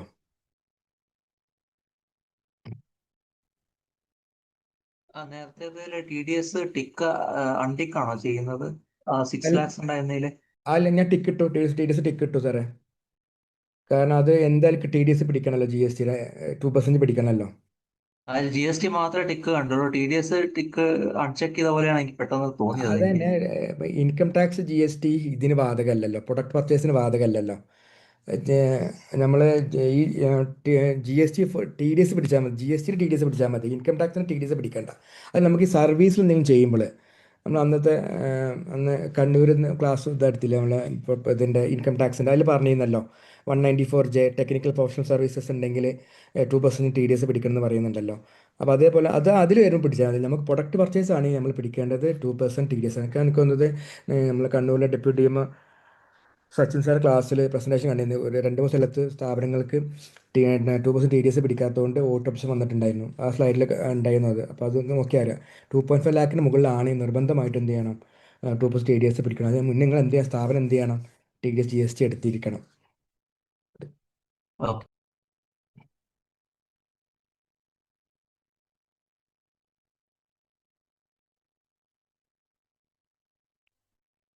ഇതിൽ ഡൗട്ടൊന്നും ഇല്ലെങ്കിൽ നമുക്ക് ഈ ക്ലാസ് ഇവിടെ 9:30 ആയല്ലോ. നമുക്ക് അടുത്തതിൽ ഞാൻ എന്ത് ചെയ്യാം, ബിഡും കാര്യങ്ങളും നേരത്തെ നമുക്ക് എല്ലാവരും നേരത്തെ എത്താനും കറക്റ്റ് 8 മണിക്ക് തന്നെ എന്ത് ചെയ്യാം, നമുക്ക് തുടങ്ങാം. അപ്പോൾ ഇനി നിങ്ങൾ ഇത് സ്ഥാപനത്തിൽ പോയിട്ട് ഇത് ചെയ്ത് നോക്കണം. ഒരു കാരണവശാലും എന്ത് ചെയ്യരുത്, ക്ലർക്കിനോ അല്ലെങ്കിൽ സെല്ലേഴ്സിനോ നിങ്ങൾ ഐ ഡി ഷെയർ ചെയ്ത്, ഓഫീസിലുള്ളവർക്ക് കുഴപ്പമില്ല, ഒരു കാരണവശാലും സെല്ലേഴ്സിനൊന്നും ഷെയർ ചെയ്ത് കൊടുക്കരുത്. ചിലപ്പോൾ അവർ പ്രൊഡക്റ്റ് ആഡ് ചെയ്യാൻ വേണ്ടിയിട്ട് അവരുടെ സ്പെക്കൊക്കെ മാറ്റി കളിച്ച് പ്രൊഡക്റ്റ് ആഡ് ചെയ്ത് കളിക്കും. അപ്പോൾ അതുകൊണ്ട് ഇപ്പം പണ്ടത്തെ പോലെ യൂസർ ഐ ഡി പാസ്വേഡ് കൊടുത്തിട്ട് കാര്യമില്ല. ഓരോ പ്രാവശ്യം ലോഗിൻ ചെയ്യുമ്പോൾ OTP ചോദിക്കും. അത് OTP കൊടുക്കണം നിങ്ങൾ. അപ്പം ഇനി നമുക്ക് കണ്ടത് ഇതിൽ കുറേ കഴിഞ്ഞ് പഠിക്കാനുണ്ട്. Product orders, service orders, all demands, bills, bulk payment, interest charge, incident. For example നിങ്ങളൊരു റെഫ്രിജറേറ്റർ പ്രൊഡക്റ്റ് വാങ്ങി, വാങ്ങിയിട്ട് ആ പ്രൊഡക്റ്റ് വന്നിട്ട് ഇങ്ങനെ ഇൻസ്റ്റാൾ ചെയ്തു, ഒരു 6 മാസം കഴിഞ്ഞപ്പം പ്രൊഡക്റ്റ് കംപ്ലൈൻ്റ് ആയി. ഒരു വാറണ്ടി പീരീഡിൽ സെല്ലർ വിളിച്ച് ആൾ വിടുന്നില്ലെങ്കിൽ നിങ്ങൾക്ക് ആ കമ്പനിക്കെതിരെ കംപ്ലൈൻറ്റ് രജിസ്റ്റർ ചെയ്യാനുള്ള ഓപ്ഷനാണ് ഇൻസിഡൻറ്റ്.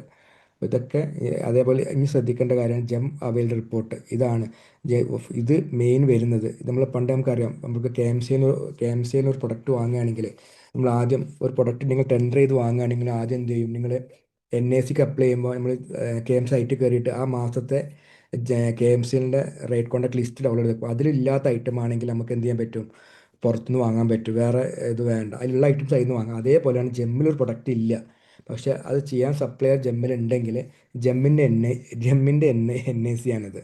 ഇതൊക്കെ ഞാൻ ബിഡിലേക്ക് വരുമ്പോൾ ഡീറ്റെയിൽ ആയിട്ട് പോകാം. അത് ഇപ്പോൾ തുടങ്ങി കഴിഞ്ഞാൽ നിങ്ങൾക്ക് പകുതി കഴിഞ്ഞാൽ നിർത്തേണ്ടി വരും. കാരണം വളരെ 9:30 മണിയായല്ലോ.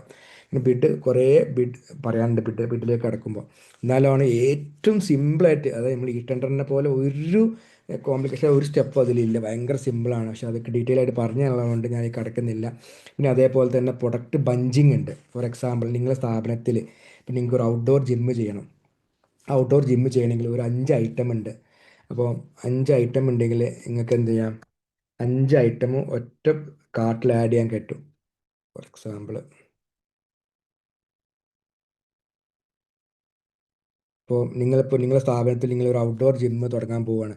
ഞാനത് ഡീറ്റെയിൽ കിടക്കുന്നില്ല, ജസ്റ്റ് പറയാം. അപ്പം നിങ്ങൾ എന്ത് ചെയ്യുമ്പോൾ പ്രൊഡക്റ്റ് ബഞ്ച് ചെയ്യാണ്. അപ്പോൾ 5 മെഷീൻ ഉണ്ടെങ്കിൽ 5 പ്രൊഡക്റ്റ് ഒരുമിച്ച് വാങ്ങാൻ വേണ്ടി നിങ്ങൾ എന്ത് ചെയ്യാണ്, ബിഡ് ചെയ്യണമെങ്കിൽ. ഫോർ എക്സാമ്പിൾ ആ പ്രൊഡക്റ്റിൻ്റെ വാല്യൂ 50,000 താഴെ ആണെങ്കിൽ ഒരു കാരണവശാലും 5 പ്രൊഡക്റ്റ് 50 അയച്ചിട്ട് 5 പ്രാവശ്യം എന്ത് ചെയ്യരുത്. ജെമ്മിന് പ്രശ്നമില്ല, പക്ഷേ ഓഡിറ്റർ പറയും ഒരേ ഭരണാനുമതിയുള്ള സാധനങ്ങൾ പീസ് മീൽ പർച്ചേസ് ചെയ്തെന്ന് പറയും. അത് ഒഴിവാക്കാൻ നമ്മൾ എന്ത് ചെയ്യണം, 5 പ്രൊഡക്റ്റിന് ആഡ് ചെയ്തിട്ട് ജെമ്മിൽ ബിഡിങ് ഇടണം. അതിനിവിടെ ബിഡ് ടിക്ക് ഇടണം. അത് ഞാൻ അടുത്ത ക്ലാസ്സിൽ പറഞ്ഞേക്കും നല്ലത്. കാരണം അത് കുറേ പറഞ്ഞ് ഇങ്ങനെ പോകണം. ബിഡ് കുറേ ടൈപ്പ് ബിഡിങ് ഉണ്ട്, അത് പറയണം. അതോടൊപ്പം തന്നെ സർവീസ് പറയാനുണ്ട് എനിക്ക്. സർവീസ് ഓർഡേഴ്സ് ഇപ്പോൾ നമുക്കറിയാം, ജസ്റ്റ് ഒന്ന് കാണിച്ച് പോവുകയാണ്. ഇപ്പം സർവീസ് ഓർഡേഴ്സ് ഫോർ എക്സാമ്പിൾ നിങ്ങൾക്കിപ്പോൾ എല്ലാ സ്ഥാപനവും NQSന് പോവുകയാണ്. നിങ്ങളുടെ സ്ഥാപനങ്ങളിൽ IEC മറ്റ് സപ്ലൈ ചെയ്യാൻ വേണ്ടിയിട്ട് നിങ്ങൾക്ക് റണ്ണിങ് കോൺട്രാക്റ്റ് വെക്കാൻ പറ്റും. അപ്പോൾ ഫോർ എക്സാമ്പിൾ നിങ്ങൾക്ക് ഒരു 6 സബ് സെൻറ്ററിലേക്ക് NQS പോകണം. ഹോസ്പിറ്റൽ ഇപ്പോൾ നിങ്ങൾക്ക് ഇപ്പോൾ സംഭവിക്കുന്നത്, നിങ്ങൾക്ക് ഇപ്പം ഒരു സബ് സെൻറ്ററിലേക്ക് NQSന് വേണ്ടിയിട്ട് നിങ്ങളൊരു 50,000 രൂപ മാറ്റി വെച്ചു. അവിടുത്തെ ബോർഡെല്ലാം വെച്ച് കഴിഞ്ഞു. ഒരു 6 മാസം കഴിഞ്ഞിട്ടാണ് അടുത്ത സബ് സെൻറ്റർ. വീണ്ടും നിങ്ങൾ എന്ത് ചെയ്യണം, വീണ്ടും നിങ്ങൾ കൊട്ടേഷൻ ക്ഷണിക്കണം. അതൊന്നും വേണ്ട. ജെമ്മിൽ അതിനും ബ്രൗസ് പോയിട്ട് സർവീസ് പോയി കഴിഞ്ഞാൽ ബ്രൗസ് ആൾ സർവീസസ് കൊടുത്തു കഴിഞ്ഞാൽ ഇവിടെ സർവീസിൽ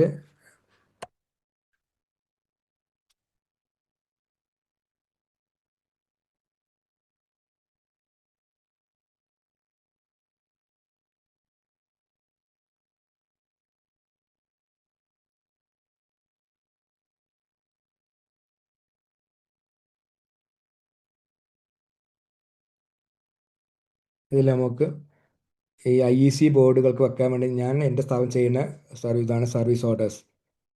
ഇതിൽ നമുക്ക് കോൺട്രാക്റ്റ് എന്ന് മുതൽ എന്ന് വേണം. ഫോർ എക്സാമ്പിൾ എനിക്ക് ജനുവരി 1 മുതൽ മാർച്ച് 31 വരെ എനിക്ക് കരാം. അപ്പോൾ ഈ കറവയ്ക്ക് നിങ്ങൾ എത്ര ക്വാണ്ടിറ്റി കൊടുത്താലും നിങ്ങൾക്ക് എന്ത് ചെയ്യാൻ പറ്റും. ഇപ്പം ഒരു 100 ബോർഡ് വേണം. ഓരോ സബ് സെൻറ്ററിന് 5 സബ് സെൻറ്റർ, ഓരോ സബ് സെൻറ്ററിന് 20 ബോർഡ് വെച്ച് 100 ബോർഡ് വേണം. നിങ്ങൾക്ക് എന്ത് ചെയ്യാം, ഇവിടെ സെർച്ച് ചെയ്ത് കഴിഞ്ഞാൽ നിങ്ങൾക്ക് പിന്നെ ഇവിടെ ഫിൽട്ടർ ചെയ്യണം. അപ്പം ഇതൊക്കെ ഞാൻ ഡീറ്റെയിൽഡ് അടുത്ത ക്ലാസ്സിൽ പറയാം. എനിക്ക് തോന്നുന്നത് തുടങ്ങി കഴിഞ്ഞാൽ ഇത് സമയമെടുക്കും. അപ്പോൾ അടുത്ത പ്രാവശ്യം കറക്റ്റ് 8 മണിക്ക് നമുക്ക് ആവുകയാണെങ്കിൽ നമുക്ക് ബിഡിങ് അടുത്ത് തീർക്കാം. ബിഡിങ് തീർത്ത് കഴിഞ്ഞാൽ പ്രധാനപ്പെട്ട ഭാഗം ജെമ്മിൽ നമ്മൾ കവർ ചെയ്ത് പോകും. Direct purchase, L1 purchase, bidding purchase, ഇത് മൂന്നും സർവീസ് ഓർഡേഴ്സ് ഇതിനും ബാധകമാണ്. ഇപ്പോൾ ഇനി ഫോർ എക്സാമ്പിൾ ഇപ്പോൾ നിങ്ങൾക്ക് അറിയാൻ പറ്റും, ഇപ്പോൾ നിങ്ങൾ ഹോസ്പിറ്റലിൽ ക്ലീനിങ് സ്റ്റാഫിന് വേണമെങ്കിൽ അത് ഇവിടെ നമുക്ക് എന്ത് ചെയ്യാൻ പറ്റും, ഔട്ട്സോഴ്സ് ചെയ്യാൻ പറ്റും. Health care, human resource outsource service, ഇതൊക്കെ ജെമ്മിലുണ്ട്. അത് കാറ്റഗറി മാറിയിട്ടുണ്ട്. അപ്പോൾ അങ്ങനെ കുറേ ഓപ്ഷൻസ് എന്തുണ്ട്, ജെമ്മിൽ അവൈലബിൾ ആണ്. നമ്മളിപ്പോൾ കുണ്ടൂസിൽ നിന്നൊക്കെ ആളെടുക്കുന്ന പോലെ അതേപോലെ ജമ്മു നമുക്ക് എന്ത് ചെയ്യാം, സ്റ്റാഫ് നമുക്ക് അപ്പോയിൻറ്റ് ചെയ്യാൻ പറ്റും. അപ്പോൾ അത് സെക്യൂരിറ്റി അപ്പോയിൻറ്റ് ചെയ്യാൻ പറ്റും, അതൊക്കെ ചെയ്യാൻ പറ്റും. അപ്പോൾ അതൊക്കെ ഞാൻ ഡീറ്റെയിൽ ആയിട്ട് അടുത്ത ക്ലാസ്സിൽ പറയാം. ഇനി എന്തെങ്കിലും ഡൗട്ട് ഉണ്ടോ? ഇന്ന് ആൾ വളരെ കുറവാന്ന് തോന്നുന്നു, കുറേ പേർക്ക് അത് കയറാൻ പറ്റില്ല എന്ന് തോന്നുന്നു. അപ്പോൾ ഞാനാണെങ്കിൽ എനിക്കൊന്ന് ബിഡ് ചെയ്യാൻ കുറേ ആളിനെ പറഞ്ഞേക്കും നല്ലത്. മാത്രമല്ല സമയം 9:30 കഴിഞ്ഞല്ലോ. തുടങ്ങി കഴിഞ്ഞാൽ എന്തായാലും 11 മണി എന്തായാലും ആവും. ബിഡ് പറഞ്ഞ ഓരോ സ്റ്റെപ്പ് ബൈ സ്റ്റെപ്പ് പറഞ്ഞു പോകുമ്പോൾ എന്തെങ്കിലും സംശയം ഉണ്ടോ ഈ പറഞ്ഞ ക്ലാസ്സിൽ എന്തെങ്കിലും?